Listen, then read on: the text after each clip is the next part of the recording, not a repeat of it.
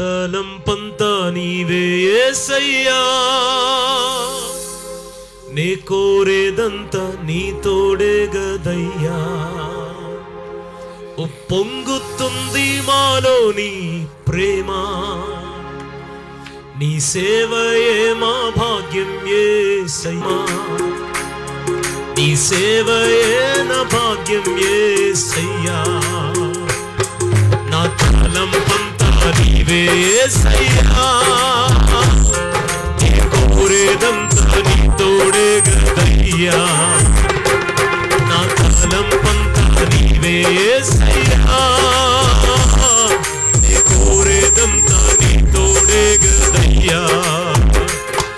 ఉప్పొంగుతుంది నాలో నీ ప్రేమ, నీ సేవయే నా భాగ్యం యేసయ్యా. అందరూ ఉప్పొంగుతుంది నాలో నీ ప్రేమ, నీ సేవయే నా భాగ్యం యేసయ్యా. నా తలంపంతా నీవే,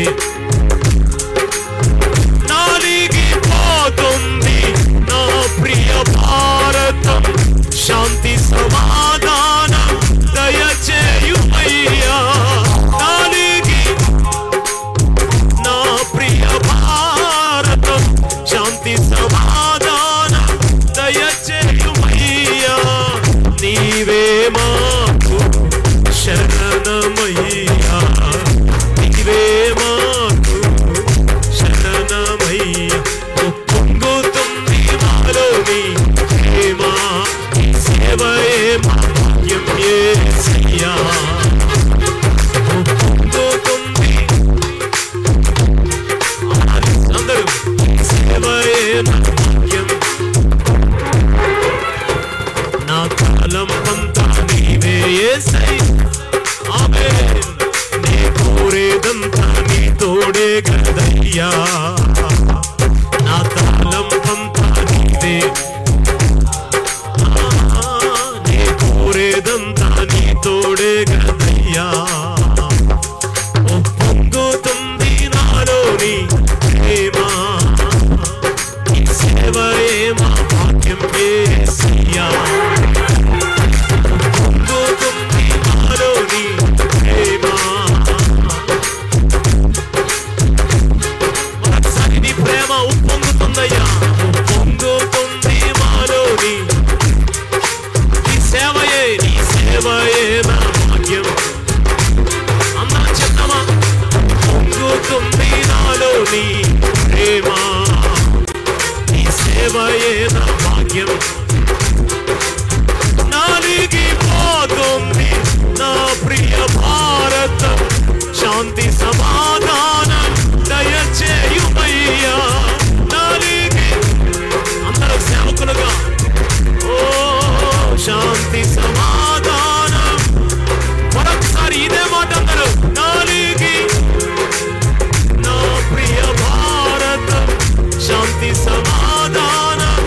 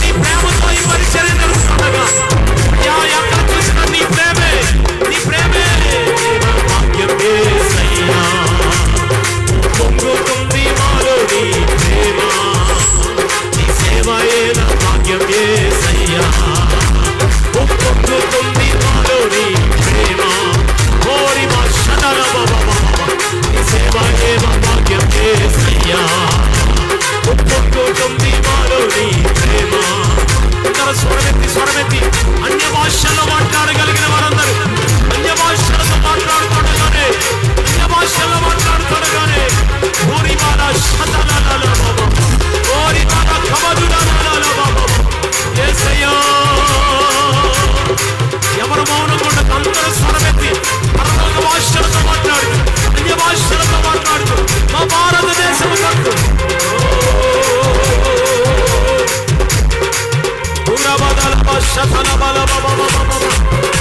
హల్లెలూయా హల్లెలూయా హల్లెలూయా హల్లెలూయా హల్లెలూయా హల్లెలూయా హల్లెలూయా స్తుతిద్దాం స్తుతిద్దాం స్తుతిద్దాం హల్లెలూయా హల్లెలూయా యేసయ్యా యేసయ్యా అన్య భాషలతో మాట్లాడు రిబాల బాబా శతల బాబా బాబా హోలీ హోలీ హోలీ కబదలలలల ఓ శతలలల బాబా యేసయ్యా హల్లెలూయా హల్లెలూయా హల్లెలూయా హల్లెలూయా హల్లెలూయా హల్లెలూయా హల్లెలూయా హల్లెలూయా హల్లెలూయా హల్లెలూయా హల్లెలూయా హల్లెలూయా హల్లెలూయా హల్లెలూయా హల్లెలూయా స్వరమెత్తుదాం స్తుతిద్దాం హల్లెలూయా హల్లెలూయా హల్లెలూయా హల్లెలూయా హల్లెలూయా హల్లెలూయా హల్లెలూయా హల్లెలూయా హల్లెలూయా హల్లెలూయా హల్లెలూయా హల్లెలూయా హల్లెలూయా హల్లెలూయా హల్లెలూయా హల్లెలూయా ఇంకా బిగ్గరగా స్వరమెత్తి ఇంకా బిగ్గరగా స్వరమెత్తి హల్లెలూయా హల్లెలూయా హల్లెలూయా హల్లెలూయా హల్లెలూయా హల్లెలూయా హల్లెలూయా హల్లెలూయా హల్లెలూయా యేసయ్యా హల్లెలూయా మాలో నీ ప్రేమ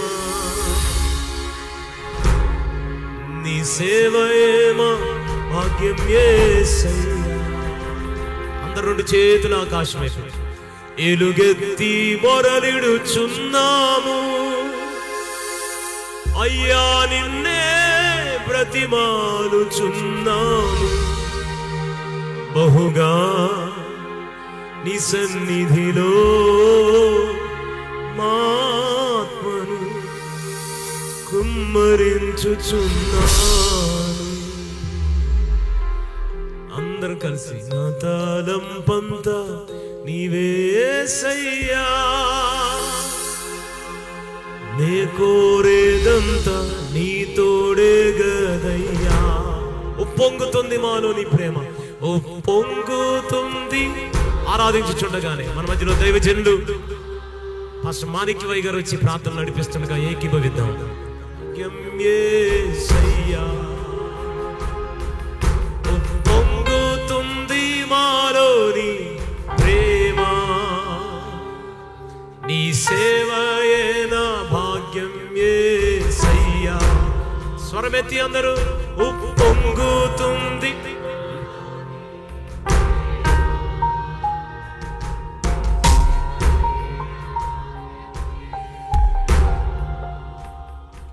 మహాపరిశుద్ధుడానికి వందనాలు సర్వశక్తిమంతుడానికి స్తోత్రాలయ్యా సర్వాధికారి సమీపించరాని తేజస్సులో వసించు దైవమానికి స్తోత్రాలు ప్రభువా మరొకసారి నీ ప్రశస్తమైన సన్నిధిలో మేము నిలిచియుండి మీ నామమును గొప్ప చేయుటకు ఆరాధన చేయుటకు మాకు ఇచ్చిన భాగ్యము కొరకై నీకు స్తోత్రాలు ప్రభువా నిజమే ప్రభువా నీ సేవ చేయుట మాకెంత భాగ్యము తండ్రి అనర్హులమయ్యా అయోగ్యులమయ్యా ఎన్నిక లేని వారిమి రాజా భయంకరమైన పాపములో ఉన్న మమ్మలను వెతికి పట్టి రక్షించుకొని నీ కొరకు నాయనా మమ్మల్ని ఏర్పరచుకొని రాజా పరిశుద్ధుడా ఉన్నతమైన నీ పిలుపునిచ్చి రాజా పరిశుద్ధుడా ఉన్నతమైన దర్శనముతో రాజా తండ్రి నాయనా నీ సన్నిధిలో నిలిచిండే భాగ్యమునిచ్చినందుకు నీకు స్తోత్రమయ్యా అబ్బా తండ్రి అని పిలిచినకి ఇచ్చిన భాగ్యము కొరకై స్తోత్రమయ్యా అయ్యా నీ సేవ చేసుకునే భాగ్యాన్ని ఇచ్చావయ్యా మా బ్రతుకులో ఎంతటి భాగ్యమయ్యా ఎంతటి ధన్యతనిచ్చావు ప్రభువా నాయన మా కంఠములో ప్రాణమున్నంత వరకు మా మధ్యలోనికి దిగి వచ్చినందుకు నీకు స్తోత్రం నీ ప్రసన్నత నీ అభిషేకమును మా మధ్యలోనికి విడుదల చేసినందుకు నీకు స్తోత్రాలు చెల్లిస్తున్నాం ఇక మీదట కూడా తల్లి నీ ఆత్మ సంచారమును బలముగా మీరు జరిగించి అందరితో మీరు మాట్లాడి సేవ చేయుటకు రాజా తండ్రి, అయా తండ్రి, నేను పరిశుద్ధ దేశమును నీ కొరకు సంపాదించుటకు కావలసిన బలమైన శక్తివంతమైన మాటలు మీరు మాకు అనుగ్రహించి మమ్మల్ని ఆదరించి ధైర్యపరిచి సరిచేసి నీ సేవలో ఇంకా ముందుకు సాగుటకు కృపనివ్వమని స్తుతి ఆరాధన యేసు నామములో సమర్పించి పొంది ఉన్నాము తండ్రి.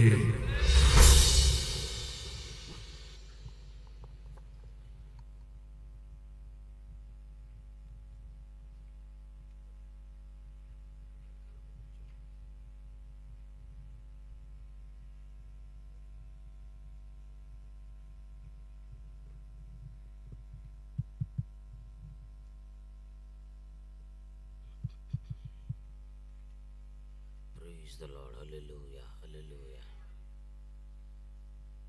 Praise the Lord. Praise the Lord.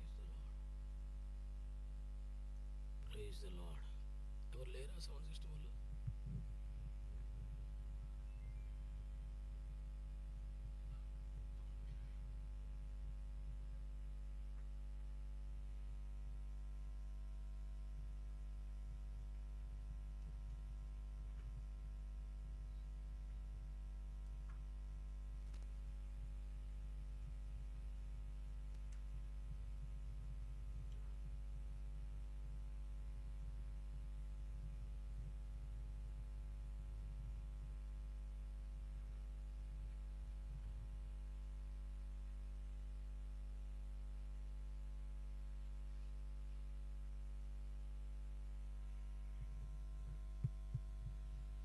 Praise the Lord. Hallelujah.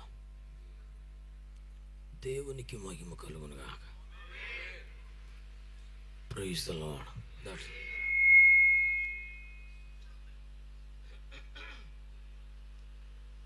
Praise the Lord. Praise the Lord. Praise the Lord. Hallelujah. Hallelujah. అంత చివరి వరకు మాట తేటగా వస్తుందండి, వినబడుతుందా? Praise the Lord. దేవుని పరిశుద్ధ నామమునకు మహిమ కలుగునుగాక. ప్రభువైన యేసుక్రీస్తు నామములో మీ అందరికీ నా ప్రేమ వందనాలు. కొంతమందికి ఇంకా వందనాలు అందలేదు, అందరికి అందాయి సార్. వందనాలండి. ప్రభు కృపను బట్టి, ప్రభు ప్రేమను బట్టి హైదరాబాద్ ఐఎఫ్జే విజ్ఞాపనోద్యమం పక్షంగా మనందరం ఇలా కూడుకోవటం, కలిసి ప్రార్థనలు చేయడం, ఒకరినొకరు పురుకొల్పుకొనుచు ప్రభు రాకడికి రీతిగా సిద్ధపడడం దేవుని చిత్తం, దేవుని కార్యం. దాన్ని బట్టి దేవుని స్తుతిస్తున్నాను. హైదరాబాద్ ఐఎఫ్జే విజ్ఞాపనోద్యమ పక్షంగా ప్రయాసపడుతున్న నా సహోదరులందరికీ ప్రత్యేకమైన కృతజ్ఞత వందనాలు తెలియజేస్తున్నాను. ముఖ్యంగా మనల్ని అందరినీ ప్రేమతో ఆహ్వానించిన, ఆతిథ్యం ఇస్తున్న దైవజనులు మోజెస్ అయ్య గారికి, వారి కుటుంబానికి వందనాలు. ప్రభు మిమ్మల్ని దీవించునుగాక. దాదాపు 1 సంవత్సరం 2 సంవత్సరాల ప్రార్థనలు, నిరీక్షణల ఫలితం ఇది. ఇంతకుముందే రావాల్సి ఉండింది, పరిచర్య ఒత్తిడిని బట్టి సాధ్యం కాలేదు. మొత్తానికి ఇప్పటికీ ప్రభు అవకాశం ఇచ్చారు.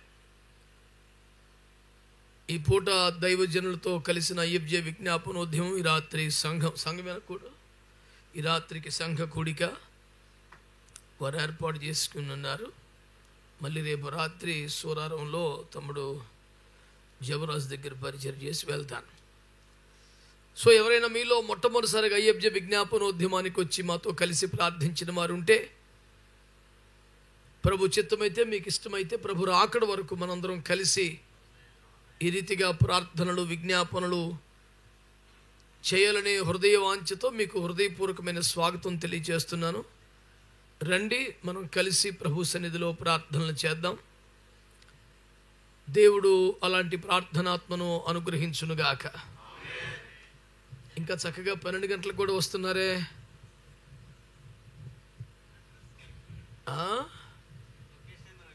మాకెట్ వచ్చింది మరి.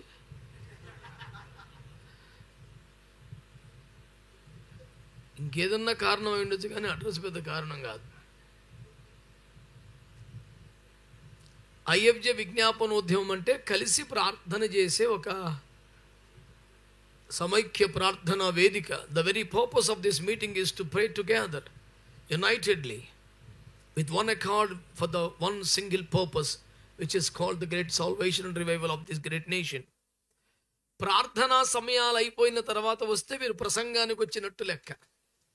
మీరు వాక్య ప్రేమికులే కానీ ప్రార్థనా ప్రేమికులు కాదనే పరిస్థితి ఏర్పడుతుంది. ఆ నింద మీ మీద తొలగునగాక. ప్రార్థనా సమయానికి రండి. మాట్లాడరేంటి? హల్లెలూయా. ఇంకా ఓరి నాయన, ఇది నేను మొదలుపెట్టాక ఇంకెవరిని ఆహ్వానించబాకండి, సరిపెట్టేయండి కూటమిక. ఇక చాలు వచ్చిన కాడికి. వాక్య పరిచర్య ఆరంభించిన తర్వాత ఎవరికి ఆలయ ప్రవేశం లేదు, ముగించేయండి కూటమిక. పరిచారకులు కిటికీలోని చూసే వాళ్ళందరూ ఇక అక్కడే కూర్చోబెట్టండి వాళ్ళని. దేవునికి స్తోత్రం. కాసేపు దేవుని వాక్యాన్ని మనం ధ్యానం చేసుకుందాం. నేను ప్రసంగికుని కాదు, మీరు విద్యార్థులు కాదు, మనందరం సహోదరులం, సహదాసులం, సేవకులం. ఈరోజు ధూపం వేసే వంతు జకర్యాకు ఆ రోజు వచ్చినట్టు వాక్యం మీకు పంచే వంతు నాకు వచ్చింది. అంతకన్నా విశేషం లేదు.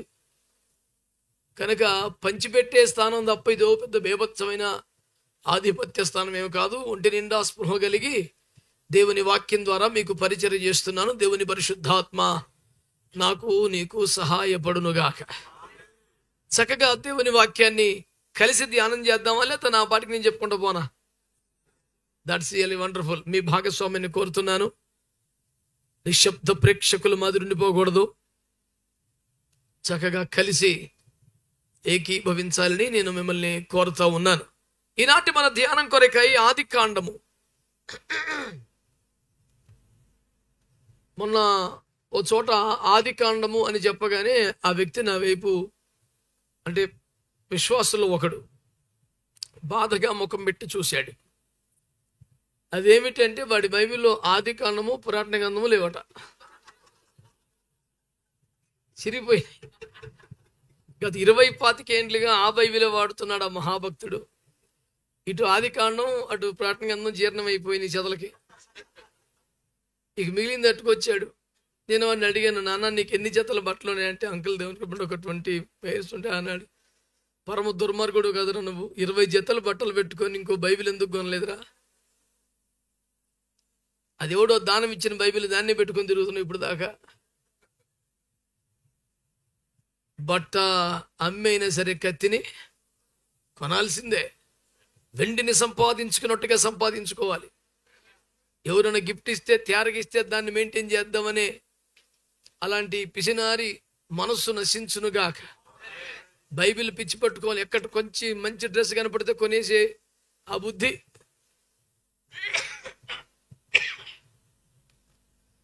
బైబిల్ సంపాదించుకునే దానికి ఉండాలి. సో మీ అందరి దగ్గర మంచి బైబిల్ ఉండటాన్ని బట్టి నేను ఎంతో సంతోషపడుతున్నాను.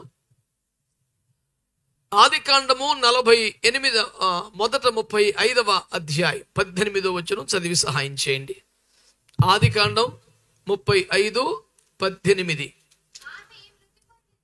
ఆమె మృతి పొందెను, ప్రాణము పోచుండగా ఆమె అతని పేరు బెనోని అనెను. అతని తండ్రి అతనికి బెన్యామీను అను పేరు పెట్టెను. జగమెరిగిన ఈ లేఖన భాగంలో నుండి మీకు పరిచయం చేయుటకు ప్రభు నన్ను సిద్ధపరిచారు. ప్రియులారా, ఇక రాసేది చూసేది పెద్దగా ఏమి ఉండదు కాబట్టి హాయిగా ప్రశాంతంగా నా ముఖం చూస్తూ వినమని మిమ్మల్ని కోరుకుంటున్నాను. ప్రియులారా,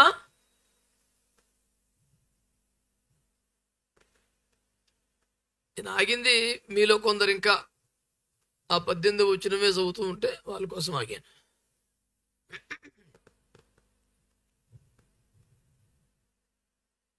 రాహేలు మార్గములో ప్రసవిస్తూ చనిపోవడం, తన మరణ గడియలు తనకు అర్థమైపోయి ఆ కుమారుడికి బెనోని అను పేరు పెట్టడం,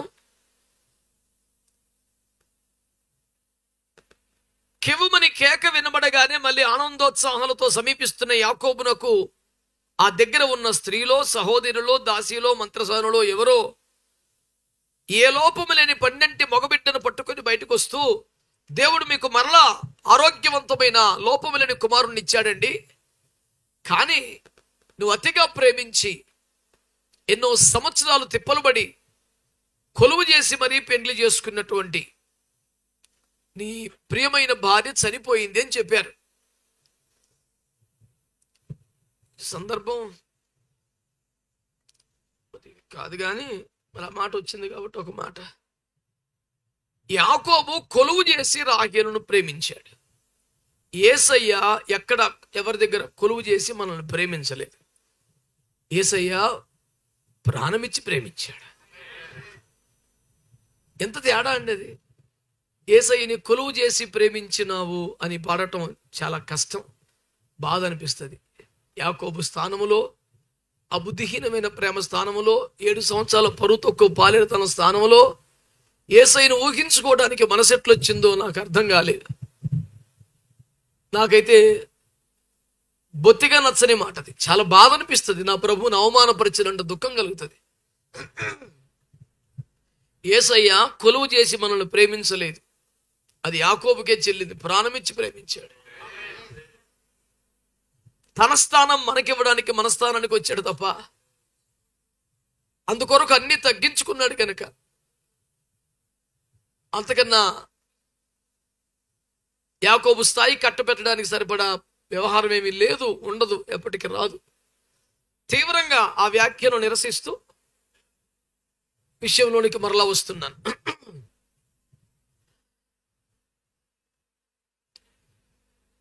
ఇతనికి బెనోని అనే పేరు పెట్టి చనిపోయింది ఆ తల్లి. బెనోని అనే మాటకి అర్థం మీకు తెలుసు కదా, దుఃఖపుత్రుడు అని. అంటే పుడుతూనే తల్లిని కోల్పోవడం అంటే ఎవరికైనా దుఃఖమే కదా. ఒక్క క్షణమైన తల్లి పొత్తెలలో ఆడుకోకపోతే, ఒక్క చుక్కైన తల్లి పాలు తాగకపోతే వాడు దుఃఖపుత్రుడే కాకపోతే ఆనందపుత్రుడు ఎలా అవుతాడు? జీవితాంతం తల్లి లేని జీవితం దుఃఖపుత్రుడే కదా. దాదీలైనా, ఆయాలైనా, తల్లులైనా ఎంతమంది ఎన్ని చేసిన తల్లి స్థానం అయితే భర్తీ కాదు కదా. తల్లి లేని కుమారుడిగా వాడికి దుఃఖం ఉంటుంది. ఆ దుఃఖాన్ని పూడ్చలేక, వాడి ఏడుపున ఆపలేక, తల్లి స్థానాన్ని మరి ఎవరు భర్తీ చేయలేక ఇంట్లో వాళ్ళకు కూడా దుఃఖం కలుగుతూనే ఉంటుంది. వాడికి మాత్రమే దుఃఖం కాదు కదా, వాడికి దుఃఖమే. వాడి వల్ల అందరికీ ఆ పేరు సరిగానే పెట్టింది ఆవిడ. రేపొద్దున స్కూల్కి పోతే ఏం పేరు రా నీ పేరు అంటే దుఃఖపుత్రుడు అంటే, అరే దుఃఖం అని పిలుస్తూ ఉంటే, అరే వేదన అని పిలుస్తూ ఉంటే బాగుంటుందా? సమాజం అంతా ఏమంటారు? వీడు నష్టజాతకుడు, నెత్తి మీద శని ఉంది, దరిద్రం ఉంది, మరణం ఉంది, పుడుతూనే తల్లిని మింగేశాడు. ఆడితో కలవబకండి, రానివ్వకండి, ఆడొత్తేనే దరిద్రం వచ్చిందిరా, శని ఉందిరా, నెత్తి మీద మరణం ఉందిరా అని మాట్లాడుతుంటే వాడి బాల్యం ఎంత ఘోరంగా ఉంటుంది. ఒక ప్రేమ గల తండ్రికి ఈ దారుణమైన భవిష్యత్తు అంతా కళ్ళ కనబడుతుంది. రక్తపు తడి ఆరని పసిగుడ్డుని చేతుల్లోకి తీసుకొని దుఃఖపడుతూ ప్రార్థనలు చేసుకుంటున్నాడు ఆయన. యాకోబు ప్రార్థనలన్నీ చాలా చిన్నగా ఉంటాయి, కానీ చాలా లోతైన భావాన్ని కలిగి ఉంటాయి. రాత్రంతా ఎబ్బోకు రేవులో ప్రార్థన చేసినప్పుడు ఎన్ని మాటలు వాడాడు సార్? ఒకటి, నీవు నన్ను ఆశీర్వదించు, లేకపోతే వదిలిపెట్టను. ఎప్పుడో సాయంకాలం మోకాల మీద పడి ఉదయం వరకు అతను చేసిన ప్రార్థనలో ఒక్క మాట, ఆశీర్వదించయ్యా, ఆశీర్వదించయ్యా.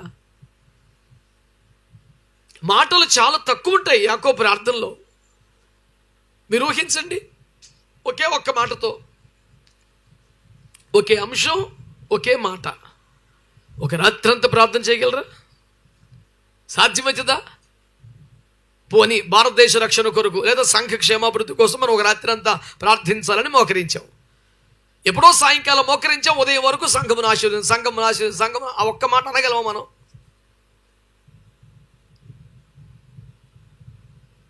నేను మా సంఘానికి ఒకసారి ఉద్బోధ చేస్తూ ఈ మాట అన్నాను, ఒక్క మాట మీద రాత్రి అంతా ఏడ్చేంత భారం రావాలి మనకని. రామగుండంలో నేను బైబిల్ స్కూల్లో టీచ్ చేస్తుంటాను. 2012 నుంచి ప్రిన్సిపాల్గా ఉన్నాను, 2008 నుంచి టీచ్ చేస్తుంటాను. అలాగా ఓసారి ఈ మాట మాట్లాడుతూ, ఒక మాట మీద, ఒక అంశం కోసం ఒక రాత్రి అంతా ఏడ్చే భారం నీకుందా అనే అంశం మీద ప్రసంగం చేస్తుంటే, ప్రసంగం చివరిలో సురేషయ్య గారు మెల్లిగా లేచి రూమ్లోకి వెళ్ళిపోయారు. ఆయన చాలా తక్కువ మాట్లాడతారు, హావభావాలు, ముఖ కవలికలతోనే విషయం మేము అర్థం చేసుకుంటూ ఉంటాం. ప్రసంగం అయిపోయిన తర్వాత పాస్టర్ గారు ప్రైజ్ లార్డ్ అనుకుంటూ వచ్చి ముందుకు వచ్చి చేయి పట్టుకున్నారు అనుకోండి, ఆ రోజు దేవుడు అద్భుతంగా వాడుకున్నట్లు లెక్క. ప్రైజ్ లార్డ్ పాస్టర్ వెళ్ళిపోయాడు ఒక మాయ తిరుగుందనమాట. అసలు మాట్లాడకుండా వెళ్ళిపోతే మొత్తం కూటమి ఫెయిల్ అయినట్లు లెక్క. ఇది ప్రోగ్రెస్ రిపోర్టు. ఇదేమిటబ్బా సైలెంట్గా వెళ్ళిపోయాడు పెద్ద ఆయన. నేను చాలా ప్రార్థనాపూర్వకంగా సిద్ధపడ్డాను, దేవుని ఆత్మ బలంగా వాడుకున్నాడు, ప్రజలంతా కన్నీళ్లతో మోకాల మీద పడి ప్రసవ వేదన పడుతున్నారు. ఈయన మాత్రం అసలు మాట ముచ్చట లేకుండా గదిలోకి వెళ్ళిపోయాడు. సరే కూడికి అయిపోయాక భోజనం అయిపోయాక పలికిద్దామని స్విచ్ ఆఫ్ ఉంది. రూమ్ కొడితే తలుపు లాక్ చేసుకుని ఉన్నాడు.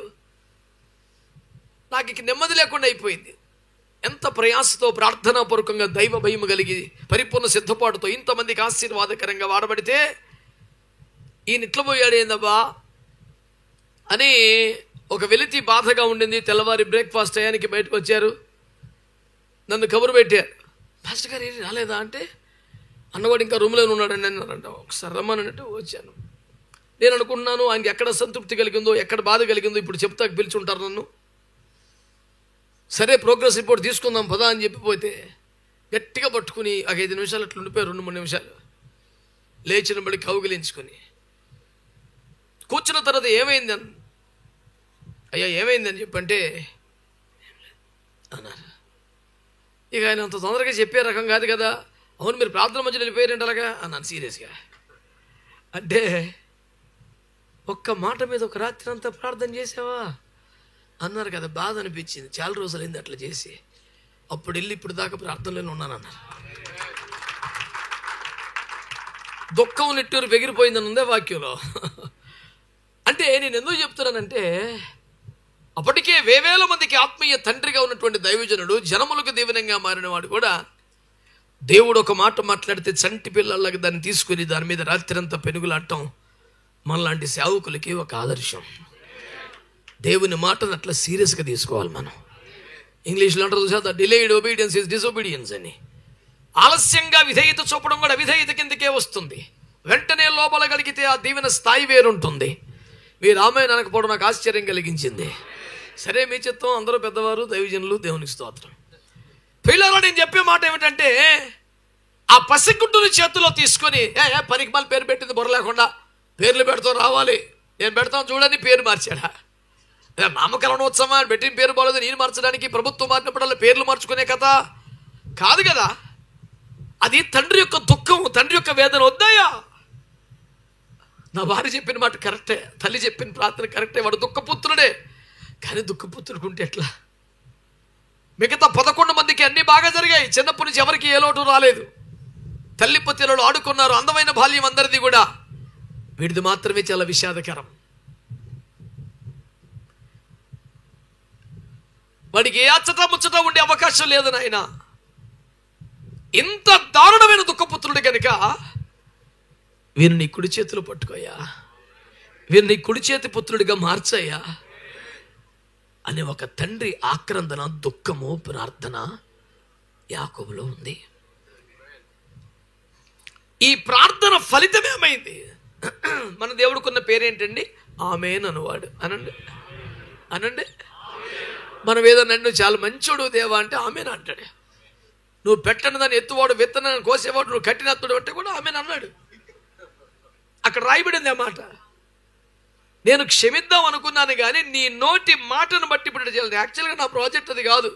ఓన్లీ ఎవడైనా ఫెయిల్ అవుతాడు, ఏ తండ్రి అయినా కొడుకు ఛాన్స్ ఇయ్యడా, ఏ ఉపాధ్యాయుడు విద్యార్థికి ఛాన్స్ ఇయ్యడా, ఒక అవకాశం ఇద్దాం వాడికి అనుకున్నాడట ఆయన. కానీ వాడు పలికాడిగా అద్భుతమైన పలుకు, పాపిష్టి మాట, పనికి మళ్ళీ నోరుతో నువ్వు పెట్టని ధరని ఎత్తేవాడు, విత్తన దాన్ని కోసేవాడు, నీతో ఎందుకు వచ్చిన సోమని రుమాలను కట్టి పెట్టాను, దాచిపెట్టానంటే అది అట్టగా కానీ రానాడు. అసలు అట్లాంటి తలంపు కూడా లేదా ఆయనకి. అయ్యా కుడి చేతి పుత్రుడిగా చేసుకో అయ్యా. ఆయన ఆమేన్ అనేసాడు. ఇక పెరిగి పెద్దవారయ్యారు, కావుసౌ జీవితం నడుస్తుంది.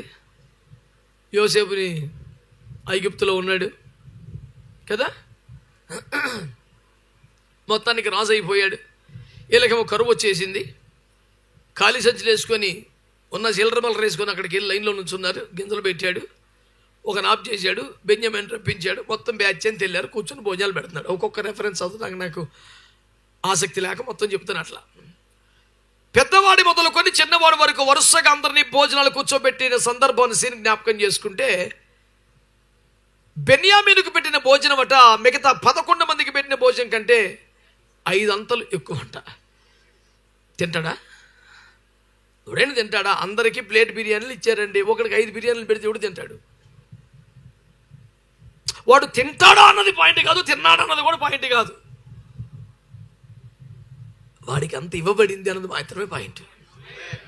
నేనేమంటానంటే, మిగతా 11 మంది కంటే ఏ విషయంలో గొప్పోడు చిన్నోడు? ఎందుకు గొప్ప? అతడి బాల్యములో ఒక్క చుక్క కూడా తల్లి పాలు తాగలేదనే, ఆ సౌభాగ్యం లేదనే దుఃఖముతో వీరిని కుడి చేతి పుత్రుడిగా మార్చుకోమనే ప్రార్థనకి దేవుడు ఆమేనని అంటాడనే విశ్వాసంతో మనము ధ్యానిస్తూ ఉండగా, బెన్యామీనుకి యుక్త వయసు వచ్చేసరికి తన అన్ని అద్భుతంగా అన్ని చక్కగా జరిగిన తన 11 మంది అన్నల కంటే 5 రెట్లు శ్రేష్టమైన ఆహారం బెన్యామీనుకు వచ్చింది. అదైపోయిన వెళ్ళిపోయేటప్పుడు అందరికీ బట్టలు పెట్టాడు. అందరికీ బట్టలు పెట్టాడు, పిల్లోడు కూడా బట్టలు పెట్టాడు. అందరికీ బట్టలు మాత్రమే పెట్టాడు. ఈ పిల్లోడికి 300 తులములు వెండి ఇచ్చాడంట. యోసేపు అమ్ముడు పోయింది 20 తులాలకే. అంటే ఒక మనిషి కాస్ట్ చెప్తున్నాను నీకు, అంత సులువేం కాదు 300 తులములు వెండి అంటే. యేసు ప్రభు నమ్మేసింది 30 తులాలకి. ఇంకా క్యాల్కులేషన్ కావాలంటే ఒక మనిషి ప్రాణ విమోచన క్రయధనం 1/4 తులం వెండి, ఒక ఆత్మ విమోచన క్రయధనం 1/4 తులం వెండి. ఈ పిల్లడికి ఎంత వచ్చింది? నువ్వు క్యాల్కులేట్ చేసుకుని ఓపిక. నేనేమన్నానంటే, చిన్నప్పటి నుంచి అన్ని జరగపోయినా, ఏ అదృష్టాన్ని నోచుకోపోయినా, నష్టజాతకుడిని ముద్రపడినా, పలు రకాలుగా ఎవరెవరో మాట్లాడినా, బెంజమిన్ లైఫ్ ఒక వేరేగా అద్భుతంగా, ఇంత ఆశీర్వాదం ఇంకెవరికి లేదా అనిపించేట్టుగా అయింది. మిగతా 11 మంది కంటే బెటర్ ఫుడ్ వచ్చింది, మిగతా 11 మంది కంటే గ్రేటర్ ఫైనాన్షియల్ స్టేటస్ వచ్చింది. సరే, ఇంకొంచెం ముందుకెళ్తే వీళ్ళు ఐగుప్తులో ఉన్న కాలం 430 సంవత్సరాలు, ప్రయాణ కాలం ఒక 40 సంవత్సరాలు, ఆ తర్వాత వచ్చిన న్యాయాధిపతుల కాలం 300 సంవత్సరాలు. Altogether around 775 years, 7-8 years approximately.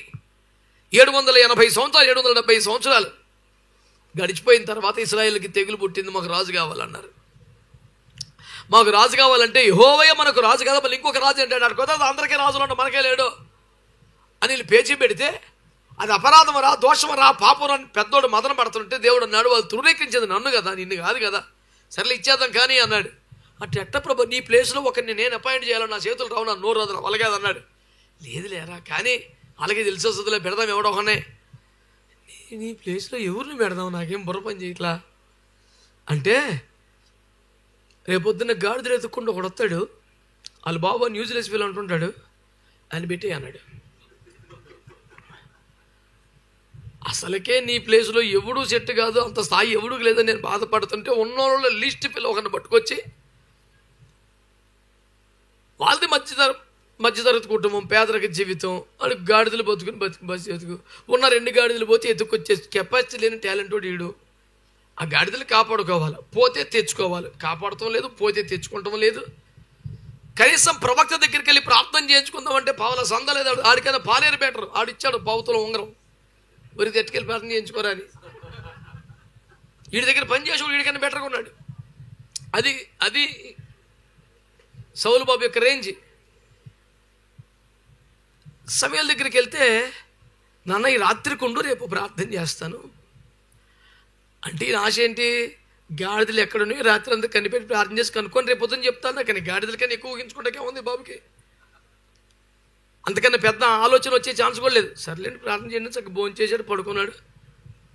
తెల్లారి పొద్దున్న లేచిన తర్వాత మోకరించరా అన్నాడు. బుడ్డిలోని తైలం నెత్తి మీద పోసాడు. ఈ తైలము నీ మీదకి వచ్చింది కనుక నువ్వు ఇశ్రాయేలుకి అధిపతివి, రాజువి అన్నాడు. పిచ్చి పట్టిపోయి, ఏం సార్ మీరు మాట్లాడుతున్నారు? నాది బెన్యామీను గోత్రం కాదా, కీషు కుమారుని కాదా, నా స్థాయి కుటుంబం ఇది కాదా? నేను ఏ రకంగా యోగ్యుని అనిపించింది మీకంటే, నీ మోగం నువ్వు ఎక్కడ యోగ్యుడు అయ్యావు?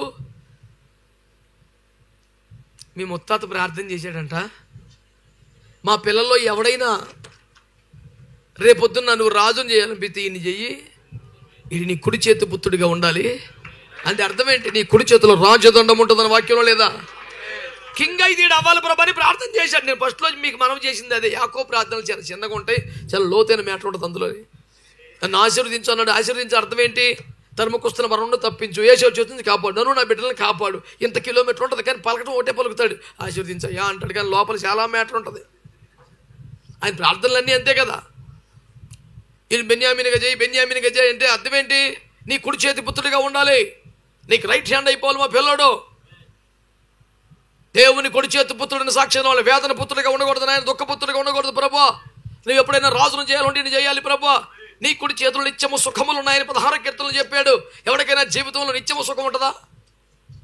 ఎవరికైనా ఉంటుందా? ఏలుబడి చేసే వాళ్ళకే లేదు. ఏసు రక్తం చేయం రాజులకు రమనక్కలకే ఉండదు. ఎవరికైనా సరే తిప్పలు వచ్చుద్ది.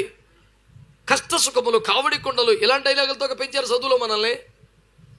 అమావాస్య తర్వాత పౌర్ణమి, తర్వాత మరలా అమావాస్య, ప్రతి మెట్ట తర్వాత పల్లముచ్చును, ఇలా చెప్పి మనల్ని ప్రిపేర్ చేశారు కదా. నిత్యము సుఖం ఎవడుకుంటుంది? వీని కుడి చేతు పుత్రుడిగా ఉండాలంటే కుడి చేతులు నిత్యము సుఖాలు ఉంటాయి. ఎవరికైనా కష్టాలు రావచ్చు, వీడికి రాకుండా చూడయ్యా. ఒకవేళ కింగ్ అయితే అవ్వాలి బాబు అని ప్రార్థన చేశాడు కదండి. 700 సంవత్సరాలు, 780 సంవత్సరాలు దాటిపోయింది. యాకోబు ఎప్పుడూ చచ్చిపోయాడు, కానీ ఆ ప్రార్థన చచ్చిపోలేదు.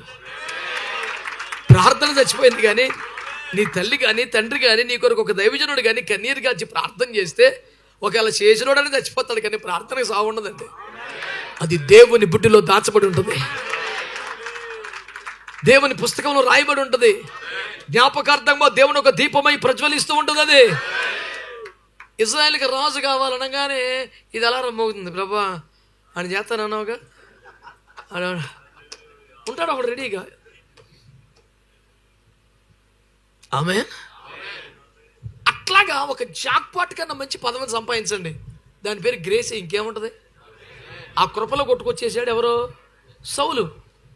బెన్యామిన్ గోత్రీకుడు రాజు అయ్యాడు. 11 గోత్రాలు పక్కన పెట్టడానికి బెన్యామిన్ గోత్రానికి అంత పెద్ద బీభత్సమైన క్వాలిటీ ఏదైనా ఉందంటారా? 11 గోత్రాలు పక్కన పెట్టేంత అంటే నీకన్నా ఎవడు తక్కువ కాదు, కానీ ఎందుకో నువ్వే ఎక్కువయ్యావు. నువ్వు ఆలోచించుకో, ఎక్కువ పదాలు నాతో మాట్లాడించబాకు.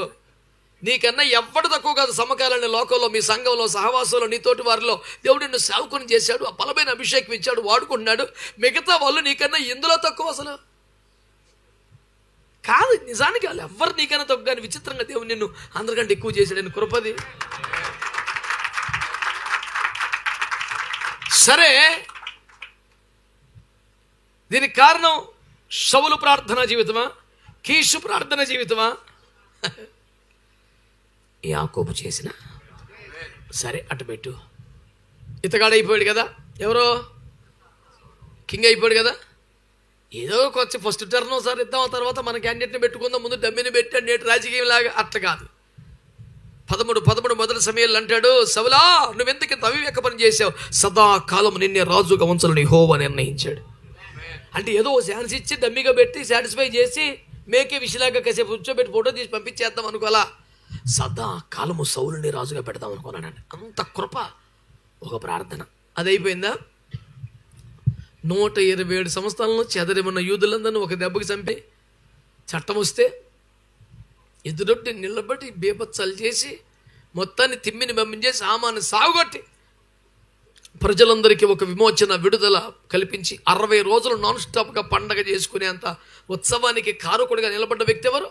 మొర్దెకాయ్. అతనికి introduction, the very introduction, the 2nd chapter 5th verse. బెన్యామీను గోత్రీకుడగిన మొర్దెకాయిను ఒకడు ఉండే. స్తోత్రం చెప్పండి. విచిత్రం చెప్పనా? బలము, శౌర్యము, పరాక్రమం గల వ్యక్తుల పేర్లు చెప్పండి బైబిల్ అంటే. మీరు ఏం పేర్లు చెప్తారు? దావీదు పేరు చెప్తారు, శాంసన్ పేరు చెప్తారు, పోనీ బెనాయి పేరు చెప్తారు, యోబా పేరు చెప్తారు. కానీ ఎస్తేరు గ్రంథం ముగింపులో చివరి అధ్యాయంలో మొదలు వచ్చింది తెలుసా? కార్యముల గురించి రాజుల వృత్తాంతము గ్రంథంలో రాయబడి. నాకు ఆ వాక్యం చెబితే అతడు సింహాన్ని చీల్చలేదే. సింహాలనే చీల్చేసే హామాను గాని చీల్చేశాడు. హామాను గాని చీల్చేశాడు. యూదులందరినీ ఒక్క దాసనాన్ని దెబ్బ కలంపుడుతో మార్చేశాడు. ఆ మాట చదివితే నాకు ఎంత ఆశ్చర్యం. మొర్దెకై చేసిన మొర్దెకై ఒక గోత్రం తలమానికం కనబడుతుంది. ఏది నా గోత్రం అంటే అందరికన్నా చిన్నోడే. ఎవరైనా నేనేమన్నానంటే, ఇదంతా బెన్యామీను సాధించిన విజయమా కాదు. ఇన్ని వేల సంవత్సరాలు, వందల సంవత్సరాలు కాదు, వేల సంవత్సరాల చరిత్రది. కనీసం 1000-2000 సంవత్సరాల చరిత్రది. సౌలు కింగ్ అయినాటికి 780 సంవత్సరాలండి. ఆ సౌలు నుంచి మొర్దెకైకి లెక్కేయండి, ఈజీగా దినవృత్తాంతాలు పట్టుకుని నీకు లెక్క తెలిసిపోద్ది. ఎన్ని తరాలు ఉన్నాయో, ఎంత గ్యాప్ వచ్చిందో. బైబిల్ యొక్క లెక్కల ప్రకారం మీకు సులువుగా ఉంటాకి ధ్యానం చేసే విద్యార్థి మనసు ఉన్న వాళ్ళకు తరం అంటే 40 years క్యాలిక్యులేట్ చేయాలి మినిమం. అది ప్రతి 40 ఏళ్ళకి ఒక తరాన్ని క్యాలిక్యులేట్ చేయాలి. అలా లెక్కేసుకోండి.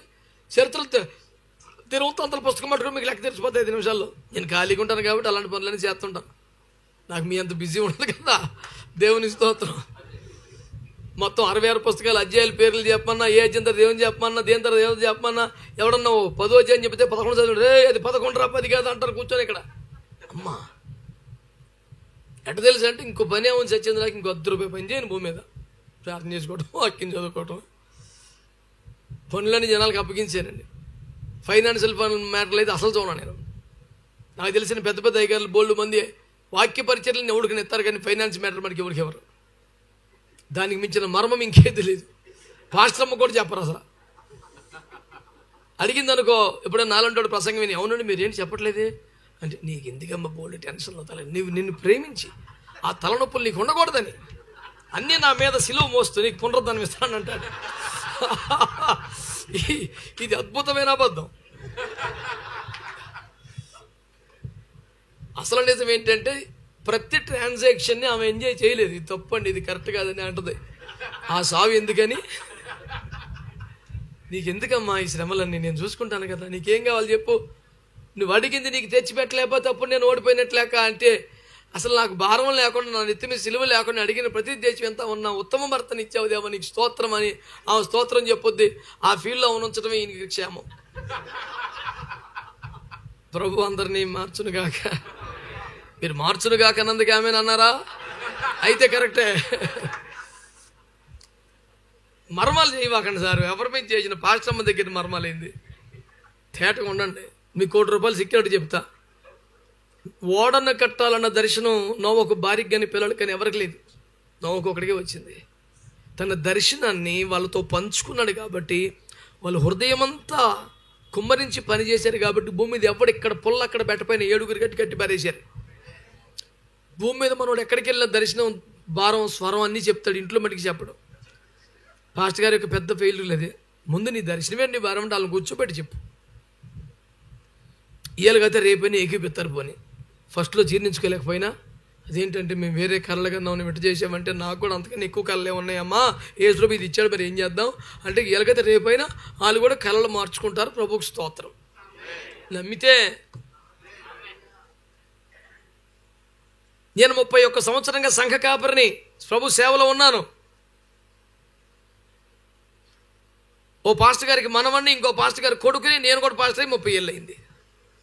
కాబట్టి ఇదే ప్రపంచంలో పుట్టి పెరిగాం కనుక పాస్టర్లు తమ దర్శనమును, భారమునంతా ప్రసంగాల్లో, ఆయా సాక్ష్యాల్లో చెప్పినంత తేటగా ఇంట్లో చెప్పరనేది నేను చూస్తూ పెరిగిన ఒక నిజం. ఈ రిపోర్ట్ ఎవరైనా ఒక దైవజనుడి విషయంలో తప్పై ఉండొచ్చు. నవ్వుగలంటోళ్ళు ఉంటారు, దేవునికి స్తోత్రం. కానీ మర్మములు కూడా ఉన్నాయి. అవసరం లేదు అంటున్నాను అంతే. అయినా మీరు నిశ్శబ్దంగా ఉన్నారు, దేవునికి స్తోత్రం. హల్లెలూయా. It's all right, you have all rights to maintain your own strategy in the ministry and family, but of course it may not work out.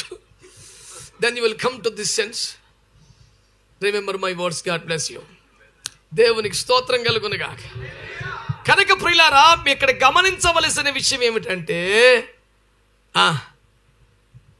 ఒక కుమారుడి జీవితము చేదుగా మారుతున్నప్పుడు, ఓ కుమారుడు జీవితం దుఃఖమయంగా మారిపోతున్నప్పుడు, వేదనకరంగా మారుతున్నప్పుడు, అవమానకరంగా మారుతున్నప్పుడు, సమాజం చేత చిత్కరింపబడే ఘోర చీకటి భవిష్యత్తు కనబడుతున్నప్పుడు, దేవుని చిత్తమని వదిలేయకుండా వాడిని చేతుల్లోకి తీసుకుని వాడి కోసం కన్నీరు గార్చి వాడిని దేవుని వైపు ఎత్తిపట్టి, అయ్యా వీడు నీ కుడి చేతి పుత్రుడిగా మార్చుకో అయ్యా, వీడి చేతిలో ప్రభు రాజదండం ఉంటే వీడి చేతిలో పెట్టయ్యా, రాజును చేయదలుచుకుంటే వీడిని చేయి ప్రభు, నిత్యము సుఖములు ఉంటే వీడికి ఈ ప్రభు అని ఒక కుమారుడి భవిష్యత్తు మారునట్లుగా వాడిని తండ్రి వైపు ఎత్తి పెట్టి ప్రార్థన చేసే ఒక తండ్రి భూమి మీద ఉంటే ఏ బెనోని కూడా బెన్యామీనుగా మారకుండా ఉండడం. ఒకవేళ ఎవడైనా బెనోనిగా పుడతాడేమో కానీ బెనోమీనుగా చచ్చిపోవాల్సిన అవసరం లేదు. యాకోబులా ప్రార్థించే తండ్రి ఉంటే, ఈ విషయమై ధ్యానిస్తున్నప్పుడు ఇదంతా ఎందుకు చెప్పానో ఇప్పుడు మన గొడవ స్టార్ట్ అవుతుంది. ఈ విషయమై ధ్యానించినప్పుడు ఒక ప్రార్థించే తండ్రి ఉంటే, కన్నీరు గార్చే తండ్రి ఉంటే, ప్రార్థనాపరుడు తండ్రి ఉంటే పిల్లల భవిష్యత్తు ఎంత బాగుంటుంది కదా అనిపించింది.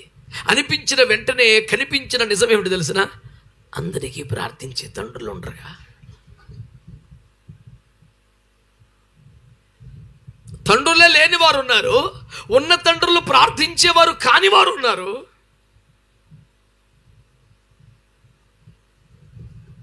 తండ్రుల కోసం పిల్లలే ప్రార్థించాల్సిన దుస్థితిలో ఉన్న తండ్రులు కూడా ఉన్నారు. మరి వాళ్ళ పరిస్థితి ఏంటి అని నేను ప్రార్థనలో బాధపడుతున్నాను. నిజమే కానీ ప్రభు, మరి ప్రార్థించే తండ్రులు లేని వాళ్ళందరికీ ఆ జీవితం అటు పోవాల్సిందేనా? అందరికీ ఇలా ప్రార్థన చేసే తండ్రులు ఉంటారా? ఈ అరేంజ్మెంట్ అంతా పర్ఫెక్ట్గా లేదట్టుందే.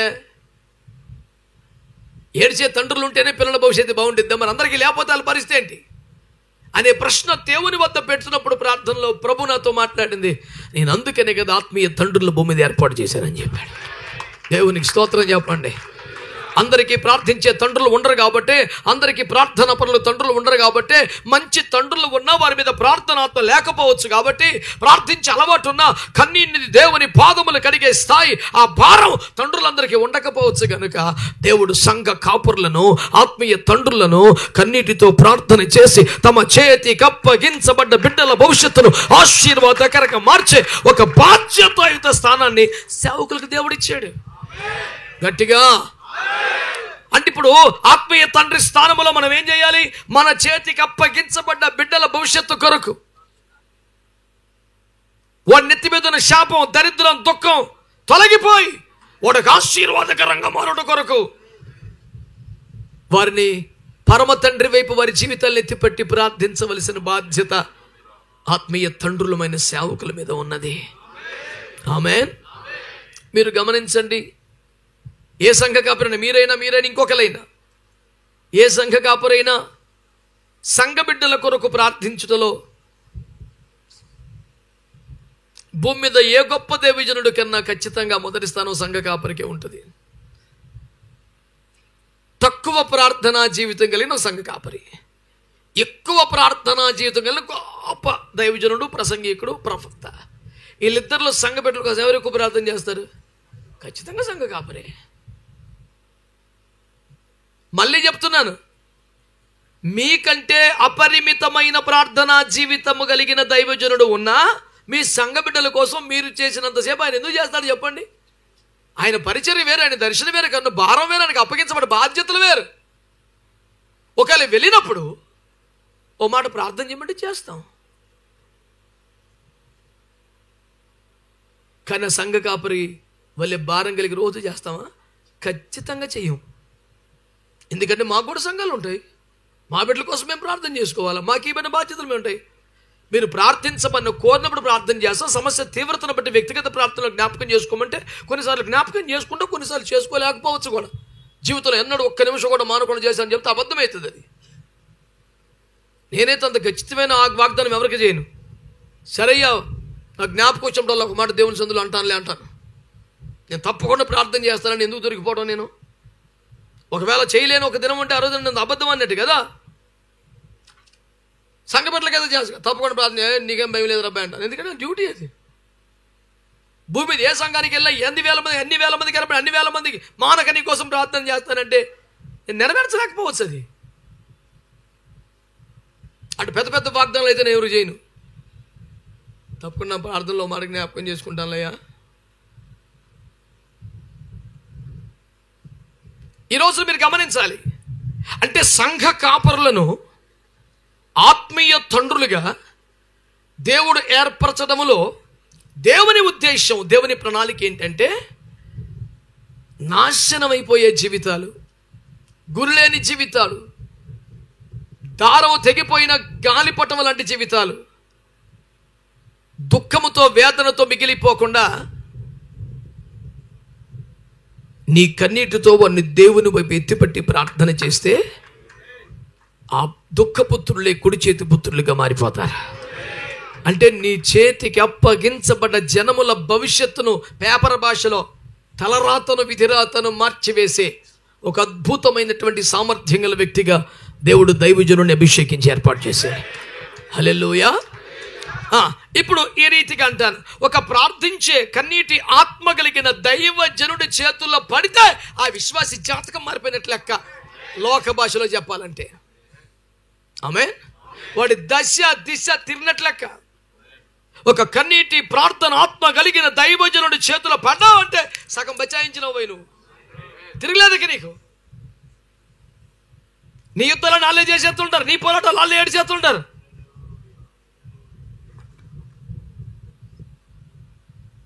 అసలు ఊహించడానికి వీలు లేని ఆశీర్వాదాలు జీవితానికి వచ్చి పడిపోతుంటాయి. ఆమేన్. ప్రార్థించే తండ్రి మనకి కావాలి. మనము ప్రార్థించే తండ్రులం అవ్వాలి. ఈ మాటతో మీరు ఏకీపించారా? ప్రార్థించే తండ్రి మనకు కావాలి, మనము ప్రార్థించే తండ్రులం అవ్వాలి. ఈ విషయాన్ని చాలా సీరియస్గా తీసుకోవాలి మీరు. ఒక ప్రార్థించు తండ్రి యొక్క విలువ, అవసరత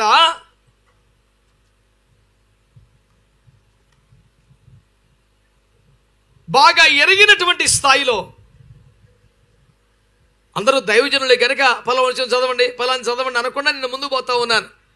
సమయాన్ని మనం సద్వినియోగం చేసుకునే క్రమంలో ఆదికాండం 48 ప్రారంభంలో యాకోబు కాయలా పడి ఉన్నాడని యోసేపు విని,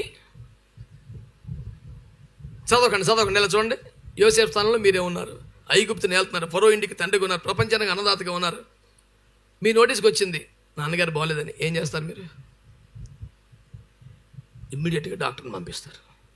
పోనీ అంబులెన్స్ని పంపించి తీసుకొచ్చేయమంటారు. బెటర్ ఫెసిలిటీ ఉన్న హాస్పిటల్ అడ్మిట్ చేస్తారు. లేదు, మన ఇంట్లో పెట్టి నాన్న చివరిసారి నేను చూసుకోవాలి, నా దగ్గర ఉండి అన్నీ జరగాలి. ఇక్కడ ఇన్ని ఆప్షన్లు ఉన్నాయి, దేన్ని వాడుకోవాలి? యోసేపు పరిగెత్తుకొని రథోసిద్ధం చేయించుకొని వెళ్ళిపోయాడు బాబు దగ్గరికి. మనం ఎవరమైనా అయితే మన దగ్గరికి రప్పించుకోవడమో, ఒక వైద్యుల్ని పంపడమో, బెటర్ హాస్పిటల్లో ఫెసిలిటీ ఏర్పాటు చేయడమో, లేకపోతే ఇక నాన్న అక్కడ దూరంగా ఎందుకో మన దగ్గర పెట్టుకుందాం చివరి కాలంలో అని ఇంట్లో పెట్టుకోవడమో, ఇదేది వాడుకోలేదు యోసేపు. ఫరో ఇంటికి తండ్రిగా, ఐగుప్తునకు ఏలికగా, ప్రభువుగా ఉన్నటువంటి స్థానంలో నుండి, తన వద్దకు వచ్చిన ప్రతి వాడికి అన్నదాతగా నిలబడ్డ స్థానంలో నుండి గోషెను రాష్ట్రంలోని ఇరుకు సందుల్లోనికి రాజరథం వేసుకొని ఇద్దరు కుమారులు వెళ్ళిపోతున్నాడు. దేవునికి స్తోత్రం చెప్పండి. హల్లెలూయా. వెళ్ళిపోతున్నాడు. బహుశా ప్యాలెస్లో పెరిగినటువంటి యోసేపు కుమారులకి ఇటుకలు చేసి, ఇటుకలు ఆరబెట్టి, ఇటుకలు కాల్చే ఆ బురద, అడుసుమట్టి, పొగ, ఓక ఉండే ఆ వాతావరణం తెలిసి ఉండకపోవచ్చు. డాడీకి డోర్ కూర్చున్నాడు, రథం వెళ్తున్నారు. Dad, where we are going? Okay, to see grandpa. Okay, we would like to see him. వెళ్తున్నారు. సడన్గా సిటీ దాటిపోయి ఎక్కడ పడింది బండి? గోషెన్ రాష్ట్రం. Dad, this is not clean. Let us go back. Be patient. Don't talk. చలో వెళ్ళిపోతుంది బండి. తీరా ఒక దగ్గరికి వెళ్ళాక ఆ ఇరుకు వీధుల్లోనికి రథం వెళ్ళడం లేదు. దిగండి రాని చెప్తే, డాడీ ఈ మురికిలో మేము నడవాలా ఇప్పుడు? చిచ్చి మేము నడము. నోరు మూసుకొని రండి. భయంకరమైన ట్రాఫిక్లో చెరుకో పిల్లలను చేతిలో పట్టుకొని రోడ్డు దాటించడానికి ఇబ్బంది పడే సగటు తండ్రిలాగా ఆ మురికి వీధుల్లో పడి కొడుకులు వేసుకొని పట్టుకుపోతున్నాడు. ఓ చిన్న గృహంలో యాకోబు ఉన్నాడు. అయ్యా యోసేపు వచ్చాడయ్యా అని చెప్తే యోసేపు వచ్చాడని తెలిసి బలము కూడా తీసుకొని లేచి కూర్చున్నాడంట. ఎవరు? యాకోబు. కూర్చోగానే మీరు చదువుకోవాలంటే చదువుకున్న తర్వాత 48, 1, 12, 18. ఓకే, ఎల్లగానే చేసిన పని అని తెలుసా? ఇద్దరి కొడుకుల్ని ఆయన కాళ్ళ మీద పడేశాడు. ఎవరి కాళ్ళ మీద? తన పిల్లలకి అన్నం పెట్టుకోవాలని ఒక తండ్రి, కరువులో పోషించుకోవాలని తండ్రి, మరొక దిక్కు లేక అందరినీ వేసుకోవాలని 70 మందిని వలస వచ్చేసిన తండ్రి, గత అనేక సంవత్సరములుగా ఐగుప్తులో ఏలని వారి కటాక్షముతో గోషణ రాష్ట్రములో చిన్నగా బతుకుతున్న తండ్రి, ఐగుప్తుని ఏలుబడి చేస్తున్న మహారాజు పిల్లల్ని తీసుకొచ్చి ఏం చేశాడు? యాకోబు కాళ్ళ మీద పడేశాడు. పిల్లగాళ్ళకి ఏం అర్థం అవట్లేదు. Just bow down before grandpa, he will bless you. యాకోబు యొక్క ఆశీర్వాదపు బలం ఏంటో తెలిసినోడు యోసేపు. నాన్న, నా కుమారులు ఆశీర్వదించవా, నువ్వు చనిపోకముందు నా బిడ్డలను దీవించాలి నాన్న అంటే, అదేంటి నాన్న, నువ్వు ఆశీర్వదించబడ్డవాడివి, నువ్వు ఫలించే కొమ్మ, నువ్వే ప్రపంచానికి ఒక ఆశీర్వాదం ఉన్నవరా, ఫరో ఇంటికే తండ్రిగా దీవెనగా ఉన్నావు నాన్న. నేను పిల్లలకి అన్నం పెట్టుకోలేక ఈ పంచన చేరినోడిని నేను ఆశీర్వదించడం పెట్టినానా అంటే, నాన్నగారు నేను ఎంతమందికి ఆశీర్వాదంగా మారినా ఈ ఆశీర్వాదానికి కారణం నువ్వు చేతులు వచ్చటం. నువ్వు నా మీద ఉన్న అభిషేకాన్ని గుర్తుపట్టావు, నా మీద ఉన్న దర్శనాన్ని చూసావు, చిన్నప్పుడే నాకు ప్రత్యేక రంగి కుట్టించావు. నన్ను అందరిలో ఒకళ్ళ చూడలేదు నువ్వు. వీడి మీద దేవుని ఆత్మ ఉంది, వీడి మీద దేవుని కృప ఉంది, వీడి మీద ప్రత్యేకమైన ఏర్పాటు ఏదో ఉందని ఏ తండ్రి అనే పిల్లలందరినీ సమానంగా చూస్తాడు, కానీ యాకోబు మాత్రం వీడికి ప్రత్యేక రంగి కుట్టించాడు. అది పక్షపాతం కాదు, భౌతికమైన వేర్పాటు విధానం కాదు, కేవలం రాఖేలు మీద ఉన్న పిచ్చి ప్రేమ కాదు. యాకోబు మీద ఉన్న, యోసేపు మీద ఉన్న దర్శనాన్ని, ఆ వరాన్ని చూస్తున్నాడు. హల్లెలూయా. నువ్వు చేతులు ఉంచబట్టే ఈ స్థాయికి వచ్చాను నాన్న. నువ్వు చనిపోకముందే అదే చేతులు నా బిడ్డల మీద ఉండాలి. కౌలించుకున్నాడు, ప్రార్థన చేస్తున్నాడు. 12వ వచనం ఉంటుంది, పిల్లలిద్దరిని లాగి యోసేపు సాష్టాంగ పడిపోయాడు.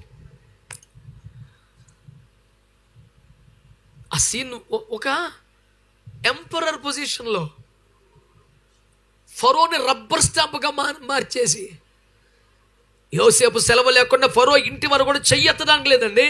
ఫరో కొడుకు ఒకవేళ చెయ్యి సరదాగా వెళ్ళకంటే అడిగి ఫైన్ వేయచ్చు. యోసేపు నడకుండా చెయ్యి ఎందుకు ఎత్తేవరు నువ్వు అని. అంత పొజిషన్, అంత పవర్లో ఉన్నాడు. అలాంటి వాడు వచ్చి ఏం చేస్తాడు తెలుసా? నాన్నగారు నన్ను ఆశీర్వదించండి అంటే యాకోబు దుఃఖం. ఏంటి నాన్న ఇది? లేదు నాన్నగారు, మీరు వెళ్ళిపోతే నా మీద చేతుల నుంచి ఎవరెవరు ఉంటారు? చాలామందికి దైవజనులు తండ్రులు వెళ్ళిపోయాక కానీ సోయిరాదు. చాలామందికి వెళ్ళిపోయాక కానీ సోయిరాదు. కానీ యోసేపు ఈ విషయంలో చాలా మంచి కుమారుడు. నాన్న, నువ్వు కొనిపోబడక ముందు, వెళ్ళిపోకముందే నా మీద చేతులు ఉంచువా? Will you please bless me? యాకోబు చేతులు ఉంచాక, నాన్న నా కొడుకులిద్దరిని కూడా దీవించవా అని మళ్ళీ తీసుకొస్తాడు. యాకోబు కుడి చేతి కిందకి పెద్ద కొడుకుని, ఎడం చేతి కింద చిన్న కొడుకుని తీసుకొస్తే అక్కడ తెలివిగా, జ్ఞానంగా అని రావాలి, కానీ తెలుగు తర్జుమాలో యుక్తిగా అని వచ్చింది. That is not right word for that. యుక్తి అన్నది మంచి పదం కాదు. With the divine wisdom Jacob did that. That's not a trick, you know. That's the Holy Spirit, God's wisdom. యుక్తి అన్న పదం నాకెంతో మంచి నచ్చదు, ఇష్టం కాదు. సరే, నా మాటకి ఏముందిలే. కానీ ఇటువైపు చిన్నోడి మీద కుడి చేయిని ఎట్టు పెట్టాడంటే చేతిలో. యోసేపు అల్లాడిపోయి, అది యోసేపుకి ఇష్టము కాకపోయినని రాస్తాడు అక్కడ. యోసేపు అల్లాడిపోయి, నాన్న అది కాదు నాన్న, వీడి పెద్దోడు నాన్న, వీడి పెద్దోడు నాన్న. ఎందుకని? యోసేపు యాకోబు కళ్ళు కనపడతలా, అతను చూడలేకపోతున్నాడు. చూపు మందగించిపోయింది. తెలియక ఎలా పెట్టాడు అనుకుంటే అప్పుడు అంటాడు యాకోబు, చిన్న స్వరం, దుఃఖ స్వరం గంభీర స్వరంగా మారిపోయింది. My son, I know and I know. నా కుమారుడా, అది నాకు తెలియను. ఇది వెలి చూపు కాదు, కనబట్టలేదన్న పేరు తప్ప. కనబడ్డాది కాదు అసలు ముఖ్యం. బ్రహ్మాండంగా చూడగలిగితే కూడా అది పాయింట్ కాదు అసలు. అక్కడ ముఖ్యమైన వ్యవహారం ఏంటి తెలుసా? ఈ చూపుతో కనబడేది కాదు, ఆత్మలో చూడగలగటం. ఒక ఆత్మీయ తండ్రి స్థాయి ఏంటి తెలుసా? ఒక ఆత్మీయ తండ్రి స్థాయి ఏంటి తెలుసా? తన కుమారుల మీద దేవుని ఏర్పాటు ఎవడి మీద ఉందో, దేవుని హస్తం ఎవడి మీద ఉందో ఆత్మలో చూడగలగాలి. ఊరక నేను ఆత్మీయ తండ్రిని అనుకుంటే ఉపకారం ఏముంది? Spiritual father is a person who is able to see God's hand upon the children of God. ఆత్మలో చూడగలిగిన స్థాయి ఉందే, అది యోసేపులో చూశాడు.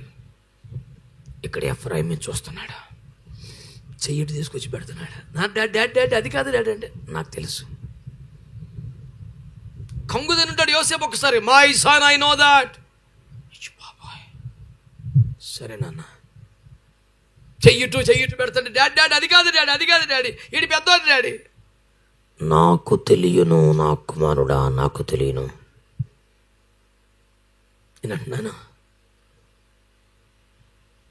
మన పట్ల దేవుని ఏర్పాటు ఏంటో చూసి, మన మీద ఉన్న దేవుని ఉద్దేశం ఏంటో చూసి, ఆ ఏర్పాటు ప్రణాళికతో నెరవేరాలని మన మీద చేతులుంచి ఆశీర్వదించే తండ్రులు లేకపోతే ఎట్లా?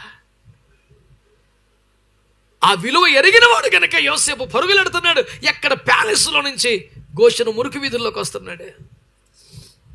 ఆ అడుసుమట్టి, ఆ ఓక, ఆ బంక, పొగ, ఆ గుడిసెలు ఏవి అతని దృష్టిలోకి రాట్లా. మై ఫాదర్ మస్ట్ లే his hands upon me and even upon my children.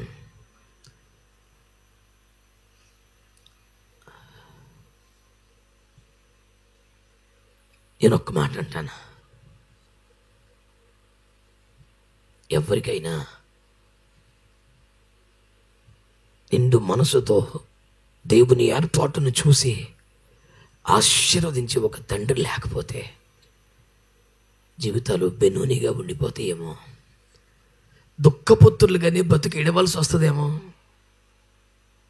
వాళ్ళు ఎప్పటికీ బెన్యామీన్లు అవ్వరేమో అని ఒక దిగులు దుఃఖము కలిగి, సంఘ కాపరులారా, మీ చేతికి అప్పగించబడ్డ బిడ్డల భవిష్యత్తును ఆశీర్వాదకరంగా మార్చే ఆత్మీయ తండ్రులు మీరు అనే బాధ్యతను జ్ఞాపకం చేస్తూ, మీకైనా మిమ్మల్ని దీవించే ఒక తండ్రి ఉండడం అవసరమేనని జ్ఞాపకం చేస్తున్నాను. దేవునికి స్తోత్రం కలుగునగాక. భవిష్యత్తు కొరకు మమ్మల్ని అభిషేకించే, భవిష్యత్తు సేవను చూసి మిమ్మల్ని ఏర్పాటు చేసే ఒక తండ్రి యొక్క ప్రత్యక్షత కలిగిన వాళ్ళు కావాలి. అది మీకు, మీ సేవకి, నాకు, నా సేవకి అత్యంత ఆశీర్వాదకరం, అత్యంత ఆశీర్వాదకరం. ఇది నాన్న, ఒక ఆత్మీయ తండ్రి ఎంత అవసరమో మీకు తేటగా అర్థమై ఉంటుంది. మీ ఆత్మీయ పిల్లలకు మీరు ఆత్మీయ తండ్రిగా మీ సేవలు అవసరం. మీకు భవిష్యత్తు సేవ కొరకు సిద్ధపరిచే, అభిషేకమును విడుదల చేయగలిగే తండ్రి కూడా మీకు అవసరం, నాకు అవసరం. ఏ స్థాయిలోనైనా ఇది అవసరం అనే సత్యాన్ని మీకు జ్ఞాపకం చేయడానికి నేను ఇష్టపడ్డాను. చెప్పండి, మనకు ఒక సరైన తండ్రి కావాలి అనండి, అనండి. మనకు ఒక సరైన తండ్రి కావాలి. పోనీ ఇంకా ఇండివిజువల్గా చెప్దాం, నాకు ఒక సరైన తండ్రి కావాలి. ఎవరు పడితే వాళ్ళ దగ్గర మోకరించి నెత్తిమీ చేయించుకోగలమా? మన బిడ్డలే ఎవరు పడితే వాళ్ళతో ప్రార్థన చేసేది కాదు నాన్న, తెలుసుకోండిరా, కంగారు పడి హస్త నిక్షేపం చేయించుకోబాకండ్రా అని చెప్తాం. మనం ఎట్ట కోరుకుంటాం? నా మటుకైతే నాకు ఎవరు కనపడితే వాళ్ళ దగ్గర మోకరించి ప్రార్థన చేయించుకోవాలనిపించదు. వారికి ఆత్మీయతలో ఆ స్థాయి ఉంటేనే కదా.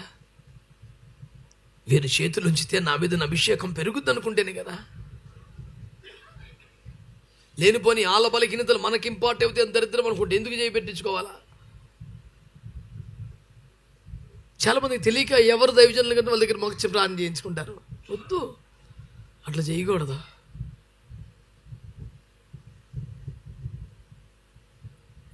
నేను సాగదీసే ఉద్దేశంతో లేను, కానీ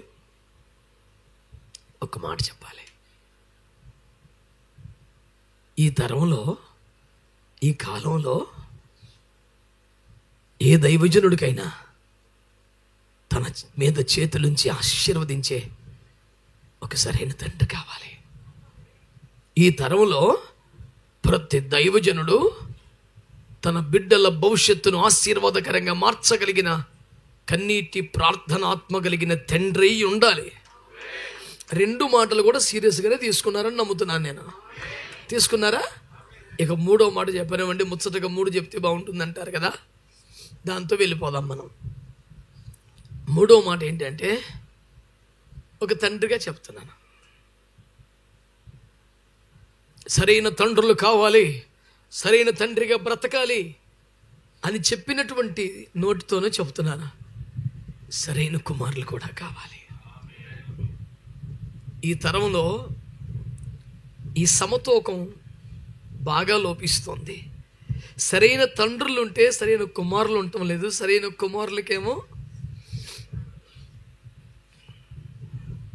లూకాసువార్త 15లో మంచి తండ్రి అయిన, కానీ ఆయనకి మంచి కొడుకులు కాదు, ఇద్దరు కూడా కాదు. వెళ్ళిపోయినోడు మంచోడు కాదు, ఉన్నవాడు కూడా మంచోడు కాదు. ఇద్దరు తండ్రి సంతోషంలో పాలు పొందిన వాళ్ళు కాదు. ఇద్దరు తండ్రి దుఃఖానికే కారకులు. కానీ దావీదు లాంటి మంచి కుమారుడికి మంచి తండ్రి లేడు.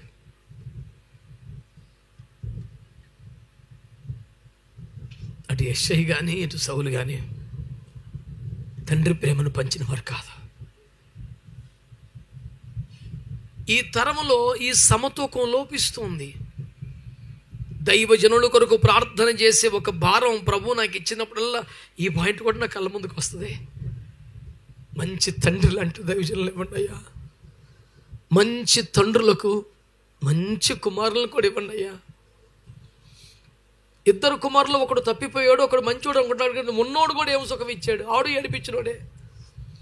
ఇంకా నాదైన శైలిలో చెప్పాలంటే, తప్పిపోయిన కుమారుడి కోసం ఎప్పుడు రోడ్డు ఎక్కలేదు ఆయన. వాడు వచ్చేదాకా ఎదురు చూశాడు, కానీ పెద్ద కుమారుడి కోసం రోడ్డు ఎక్కాల్సి వచ్చింది. వాడిని బతిమాలకు లోపల తేవాల్సి వచ్చింది. ఎవడు మంచివాడిగా సంఘానికి కనపడుతుంటాడు వాడు ఎక్కువ ఏడిపిస్తుంటాడు. చల్లారిపోయి దిగజారిపోయి రోడ్డు మీదకి వెళ్ళిపోయినోడు వాళ్ళకంటే కానీ కుదురుగా సంఘంలో ఉండి ఏడిపించే బిడ్డలు పోళ్ళు మంది ఉంటారు. సంఘ కాపురులకు మాత్రమే అర్థమయ్యే దుఃఖం అది. స్వార్థికులకి, ప్రవక్తలకి బహుశా ఆ పెయిన్ తెలియకపోవచ్చు. ఓ కాపరికైతే ఆ దుఃఖం బాగా అర్థమైంది. ఈ రోజున నేను మీ దృష్టికి తీసుకొస్తున్న మాట వినండి. సరైన కుమారులు కావాలా వద్దా? ఆమేన్. మీరు ఆత్మీయ తండ్రులు కదా, మీకు సరైన కుమారులు వద్దా? మీరు ఒక తండ్రి కుమారులే కదా, మరి మీరు సరైన కుమారులేనా? ముఖం పట్టుకొని ఇలా అడుగుతున్నందుకు నన్ను క్షమించండి. మిమ్మల్ని ప్రశ్నించాలనో మీరు చెయ్యి పైకెత్తాలనో నేను కోరుకోవట్లేదు. నీ అంతరంగములో ఈ ప్రశ్న ఉండటం మంచిదనిపించి నీ ముందు పెడుతున్నానంతే. ఒక పచ్చి నిజాన్ని మనం ఒప్పుకుందామా? మనం విత్తని దానిని కొయ్యలేం కదా. Whatever man sows that shall he reap. మనుషుడు ఏది విత్తుతాడో, అపనమ్మకాన్ని, స్వచిత్తాన్ని, అవిధేయతను, తిరుగుబాటును విత్తి వీర విధేయతను, నమ్మకత్వాన్ని ఎట్లా కోసుకుంటాం మనం? అందుచేత సరైన కుమారులు కూడా ఉండాలి అనండి.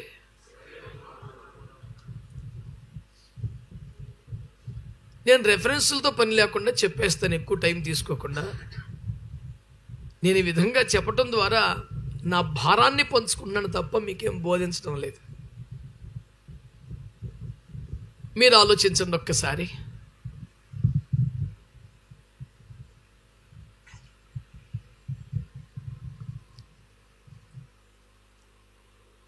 అబ్రహాము ఇస్సాకుల బంధాన్ని మీరు చూస్తే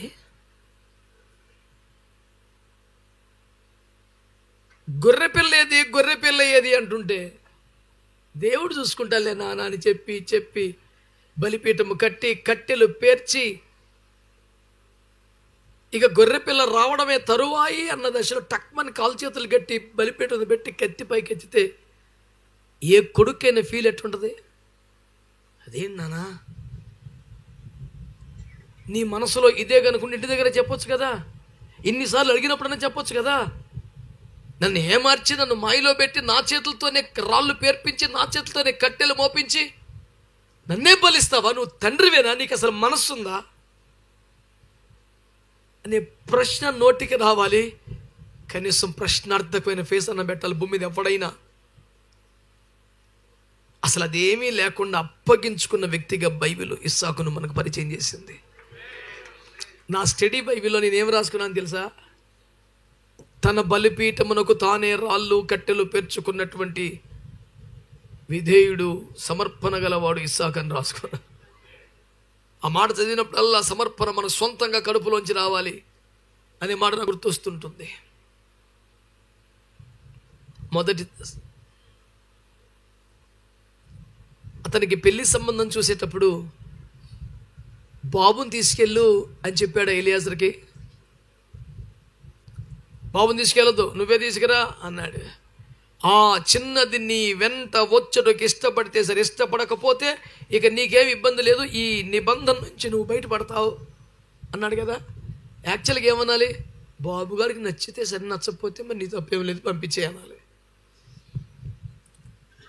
ఎలియాజర్కి అప్పగించినప్పుడైనా, బాబును తీసుకెళ్ళొద్దని చెప్పినప్పుడైనా, బాబుకు నచ్చాలి అన్న పదం చెప్పనప్పుడైనా అబ్రహాముకి ఏంటి తెలుసా నమ్మకం? నా కుమారుడికి స్వచిత్తం లేదు అని నమ్మకం. అవునా కాదా?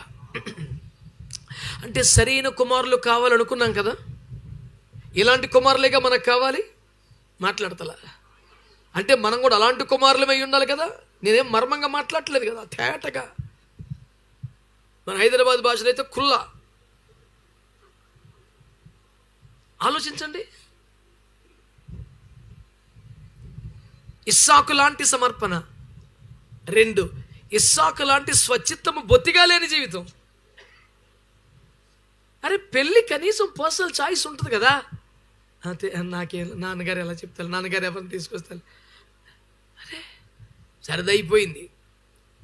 అదైపోయింది. నాన్నగారు సరిపోయేదాకా భయంగా అక్కడక్కడ చోట నక్కి బతికారు ఫిలిష్తీయులు. నాన్నగారు చనిపోయింది తెలవగానే ధైర్యం వచ్చేసింది ఒక్కొక్కడికి. అబ్రాం గారు లేరు. అబ్రాం అంటే ఎవరో? ఇంట పుట్టి అలవర్చబడ్డ 318 మందిని పట్టుకెళ్ళి యుద్ధములు చేసి రాజులనే సంహారం చేసిన వాడు, రాజులనే కాపాడినవాడు. అబ్రాం అంటే ఒక రేంజ్, రాజులకే రాజు అన్న పొజిషన్. అందుకనే తన భార్యను పాతి పెట్టుకోవడానికి 6x3 జాగా లేని వ్యక్తిని పట్టుకొని, హేతు కుమారులు మేము రాజులమే కానీ మీరు మా మధ్య మహారాజు అయి ఉన్నారు, మీకు ఇష్టం వచ్చింది తీసుకోండి సార్ అంటారు. ఆయన రేంజ్ అది. అలాంటి వాళ్ళు లేడు కాబట్టి ధైర్యం పర్లేదనుకొని అబ్రహాము వ్యవసాయం కొరకు తవ్వించిన బావులన్నీ రాత్రి పూర్తి చేశారు. అంటే ఇస్సాకు ఒక మెసేజ్ పంపారు, రేయ్ మాతో సంధికి రా, లేకపోతే లొంగిపో, లేకపోతే చంపేవతలు పారేస్తాం. పెద్ద ఆయన లేడు కదా ఒక ధైర్యం. కానీ ఇస్సాకు తిరిగి సరిగ్గా పంపాడు ఆన్సర్. ఎలాగా? తెల్లారేపాటికి మళ్ళీ వాళ్ళు పుడిచిన బావులన్నీ మరలా తవ్వించాడు. ఇస్సాకు సామాన్యుడు కదా, రే సంగతి తెలుస్తా అనే ఆన్సర్ మాత్రమే చెప్పొచ్చు. అక్కడ రాసిన మాట ఆదికాండం 26లో మాట్లాడుతున్నాను. బావులన్నీ తవ్వించి తండ్రి వాటికి ఏ పేర్లు పెట్టినో అవే పేర్లు పెట్టాడంట. అవసరమా? కొత్త పేర్లు పెట్టుకోవచ్చుగా. పోని ఇస్సాకు తవ్వించిన బావులు అని పెట్టక మనసు లేకపోయినా, అబ్రాహాము కాలంలో తవ్వించిన బావులు ఫిలిష్తీయులు పోడ్చగా ఇస్సాకు మరలా తవ్వించను అని పెట్టొచ్చుగా. అసలు పేరు అవసరం లేదు. అబ్రాహాం కాలంలో ఏ పేరు ఉందో మళ్ళీ అదే శిలాఫలకం చేయించి నమ్మకంగా పెట్టుకూర్చున్నాడు. స్వచిత్తము లేనివాడు, అసలు తనకు పేరు అక్కర్లేదనుకునేవాడు. ఈ రోజుల్లో మన కుమారులు అలా చూడగలమా? పేరు కోసం ఎంత తాపత్రయమో, ఎంత హడావుడి. ఓరు నీ గొడవ మన అవసరమైతే చూడండి, దూషించావు, తిడతావు, కొడతావు, నీకు స్టేజ్ కావాలి, మైక్ కావాలి, పేరు కావాలి, ఒక ఐడెంటిఫికేషన్, ఒక రికగ్నైజేషన్ కావాలా. ఏంది ఇదంతా? వీళ్ళు పాపం చేయరు, తప్పుడు పనులు చేయరు, దేవుని కోసమే బతుకుతారు, కానీ తమదైన గుర్తింపు మాత్రం కోరుకుంటారు. కొడుకులే కానీ సాకులు కాదుగా. నేను చాలా సూటిగా తేటగా చెబుతున్నాను ఈ మాట. మనం మంచి కుమారులం అవ్వాలి, మనం మంచి కుమారులుగా ఉండాలి, మనకు మంచి కుమారులు ఉండాలి. ఓకేనా? ఇలా ముందుకెళ్దాం, ఇలా ముందుకెళ్దాం.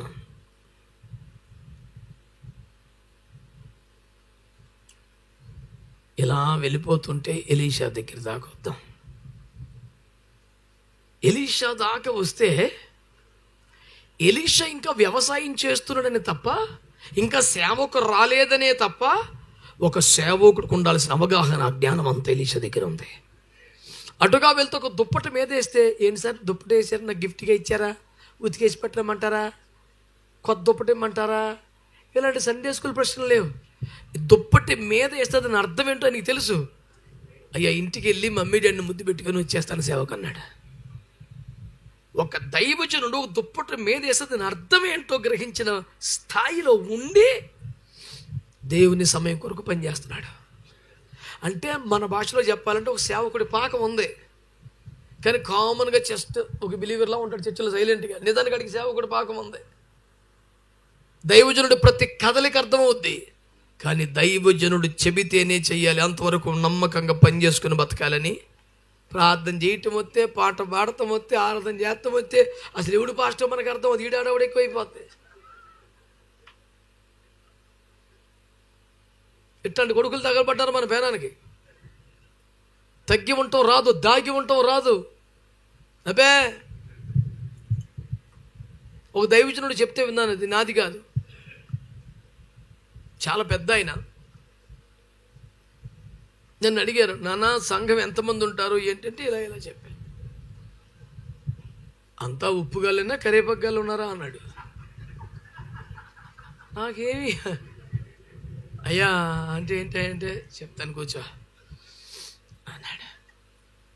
50 లీటర్ల సాంబారు పెద్ద గిన్నెలో కాస్తున్నారు. ప్రారంభం నుండి అందులో ఉప్పు వేశారు. మరుగుతున్న దాంట్లో ఉప్పు రాళ్ళు పలా కరిగిపోయింది. సాంబార్ అంతటికి రుచి తెచ్చింది.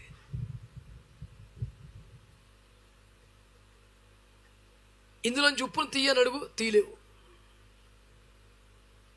నా ఉప్పు నాకు ఇచ్చే అంటే అవదేక.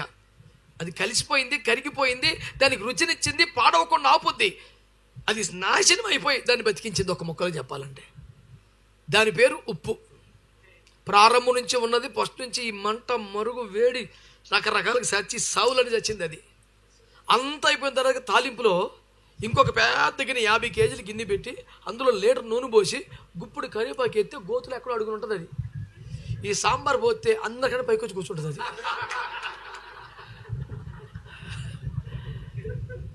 ఉప్పేది, కరివేపాకేది. ఆయన అడిగాడు, మీ సంఘం అందరూ ఉప్పా కరివేపాకని. నాకు అప్పుడు ఆలోచనలు చేస్తే కొన్ని కరివేపాకులు కనపడుతున్నాయి. అమ్మో, నా చర్చలు కూడా కరివేపాకు ఉందయ్యా అంటే మరి అదేనా నా జారి చూసుకొని చెప్తున్నాడు. నాకు బోలు సంఘం ఉందని మురిసిపోతున్నాను. అప్పుడు దాకా అంత ఉప్పు కాదు, మొబ్బిడిపోయింది ఆ రోజు. నాకు జ్ఞానోదయం కలిగిన రోజు. అమ్మ నాయన, నా సంఘంలో ఉంటారు, ఐఎఫ్జేలో కూడా ఉంటారు కరివేపాకులు. సహజం, భూమి మీద ఎక్కడైనా ఉంటుంది. పరదేశే హద్దు, ఈ లోపు ఉంటాయి.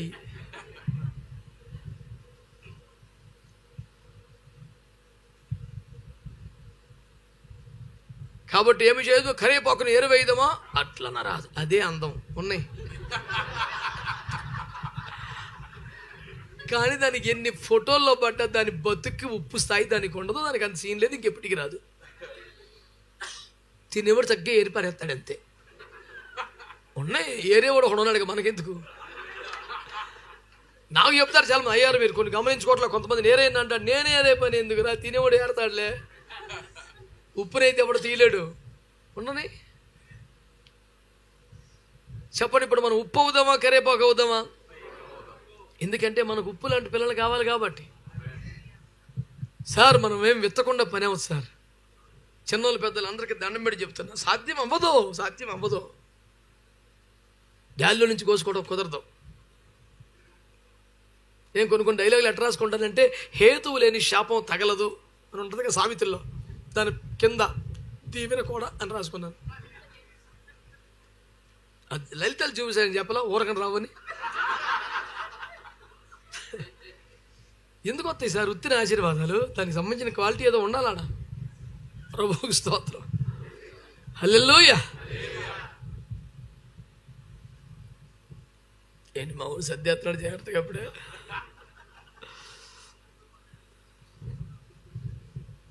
దైవజనులు నాకు సైలెంట్గా సిగ్నల్స్ పంపుతుంటారు, అన్న టైం అయిపోయిందన్నా, మాకు ఇది ఒకటే కోటం కాదు, ఇంకా కోటాలు ఉన్నాయి కొన్ని. అట్లయిన భోజనమును రద్దు చేయదము, కానీ దీన్ని రద్దు చేయదు. దేవునికి స్తోత్రం కలుగును గాక. 2 సంవత్సరాలు ఎదురు చూపులు పెద్ద మనిషి, అంత గమ్ముకుని వదలబాకండి, తప్పు. ప్రియులారా, జాగ్రత్తకి ఒక్క మాట వినండి చాలు. మనకి ఇస్సాకులు కావాలా వద్దా? ఎలీషాలు కావాలా వద్దా? ఎలీషా అంటాడు, నాన్న నువ్వు ఇక్కడ ఉండరా, నేను వెళ్తాను. నన్ను ప్రభు రమ్మన్నాడు అంటే నేను కూడా వస్తా. నిన్ను రమ్మని లేదురా, ఆయన వస్తా. నన్ను వెళ్ళమన్నాడు రా, నేను కూడా వస్తా. ఆగమని చెప్పానే, యెహోవా చెవుతో నీ చెవుతో నిన్ను విడువను. నన్ను అయ్యగారు వదిలేస్తే బాగుండని కోరుకునే బ్యాచ్ తగలబడ్డారు ఇవాళ రేపు. ఏడకెళ్ళి నన్ను చెప్తాను, నాకు సంఘం లేదా, నాకు పరిచయం లేదా, నాకు కుటుంబం ఉండదా, మధ్యానికి పొద్దున్నెత్తే బయలుదేరరా అంటాడు. ఎన్నింటికైనా వస్తాం? మాకు సహవాసుకోవడం కూడా ప్రతి నెల పెడితే బాధపడే సేవకులు ఉన్నారు.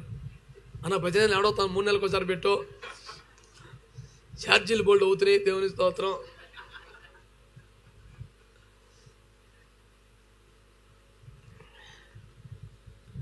అందరికీ వందనాలు.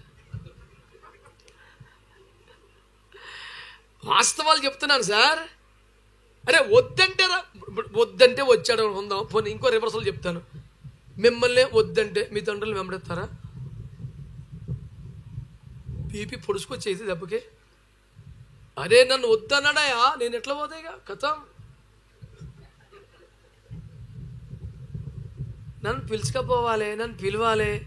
పోనీ పిలవకుండా నేనే పోయినా, నేను పోతే కూడా వద్దన్నాక అంత శరం లేనోనా? అమ్మా ఎన్ని టన్నులు ఉందిరా శరము అని. పనికి తండ్రి కొడుకుల దగ్గర సవాలు, శరము, రోషం అంటారు. పనికి మళ్ళీ ఫీలింగ్ నువ్వును. నీ తండ్రి కదరా నీ పనికి మళ్ళీ ఫీలింగ్ ఏంటి? దరిద్రం అని చవరగా ఇంకెవరి దగ్గర పోసుకొట్టా, నా దగ్గర ఏంటి? వద్దురా అంటాడు, వద్దంటే కూడా పోవాలి. అరే అప్పుడు ఏమన్నాడు, సర్లే రారా అన్నాడు. నెక్స్ట్ నాన్న బేతేలు అన్నాడు, యెహోవా జీవంతో నీ జీవంతో, సర్లే రా అన్నాడు. ఈసారి ఎరుకో అన్నాడు, యెహోవా జీవంతో నీ జీవంతో నేను విడువను, సర్లే రా అన్నాడు. ఈసారి యోర్దాన్, అమ్మో యోర్దానా, నాకు ఈత రాదు డాడీ, మీరు వెళ్ళండి. యెహోవా జీవంతో నీ జీవంతో నిన్ను విడువనేవాడు. అప్పుడు అడుగుతాడు, ఏం కావాలరా నీకు, ఏం కావాలరా అంటే, ఆర్థికంగా నలిగిపోతున్నాను, ప్రతి నెల ఈఎంఐలు కట్టుకోలేకపోతున్నాను, కనీసం ఒక 50 దశమగలు వచ్చిన బ్రాంచ్ నాకు ఇచ్చాయి, నమ్మకంగా చూసుకుంటాను. దేవుని స్తోత్రం, హల్లెలూయా. నువ్వు ప్రభునందు నిద్రిస్తే సమాధి ఖర్చులు మొత్తం నేనే పెట్టుకుంటాను. అప్పుడే టార్గెట్ పెట్టాడు ఈడెంత మంచి కొడుకు అయ్యా.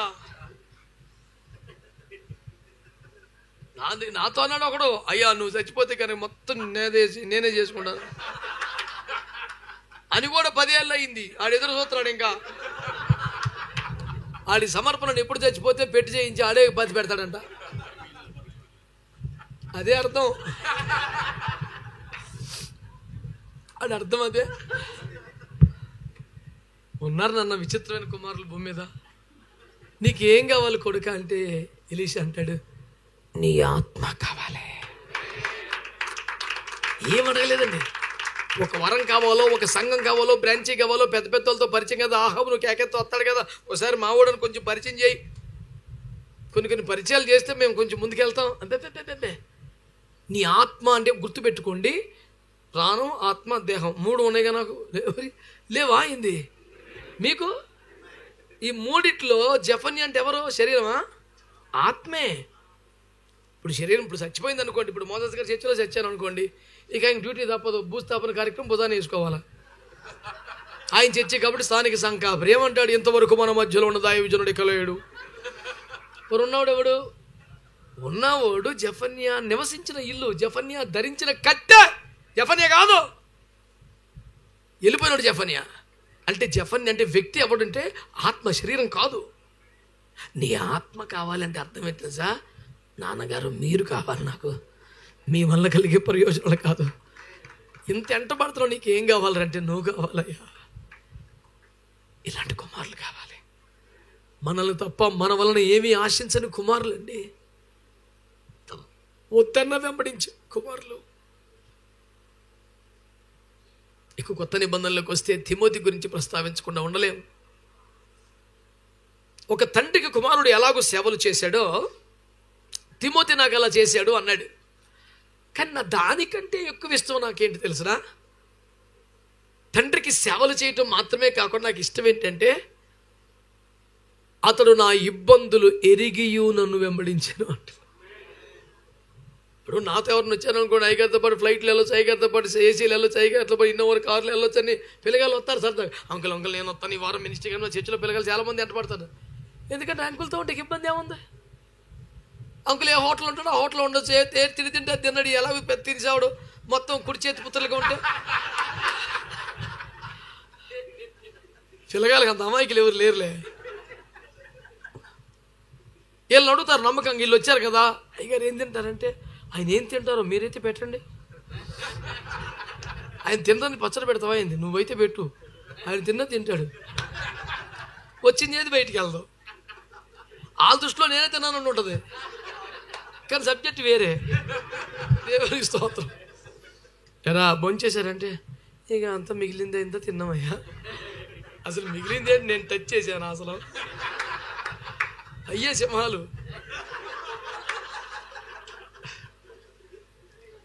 నాతో ఉంటే కలిగే భాగ్యము నెరిగి వచ్చిన కుమారులు ఉంటారు. ఊరికే సరదాగా నేను అందరూ అట్టంటోళ్ళేం కాదులేండి. కానీ పౌలుతో వెళ్తే ఏ ఊరిళ్ళ దెబ్బలు తగులుతాయి. పౌలుతో వెళ్తే పద్దాక స్టేషన్లో పడాలి, జైల్లో పడాలి, చావచిత కొడతారు, జైల్లో పెడతారు. ఇతనితో ఉంటే చావే అని ఎరిగి వచ్చారంట. 3 కొడుకులు మీ ముందు పెట్టాను. స్వచిత్తము అసలే లేని ఇస్సాకు. నాకు పేరు, నా తండ్రి పేరు నిలబడితే చాలని కోరుకున్న ఇస్సాకు. Next Elisha.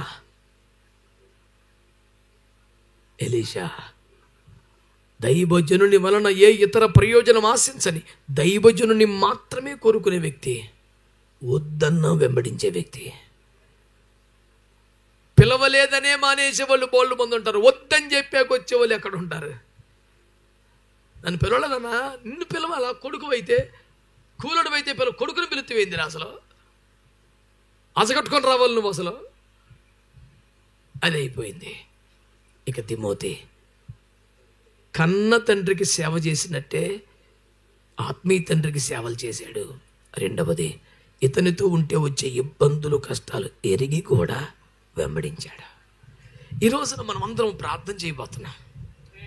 ఆమేన్. ఏమని ప్రార్థన చేయబోతున్నాం? చెప్పండి. నాకు సరైన తండ్రి కావాలి అనండి. 2, నేను సరైన తండ్రి అవ్వాలి. 3, నేను సరైన కుమారుణ్ణి అవ్వాలి. నాకు సరైన కుమారులు కావాలి. ఈ 4 మాటలే ప్రార్థన చేద్దాం. ఎంతమంది ఇష్టంగా ఉన్నారు ప్రార్థన చేయడానికి?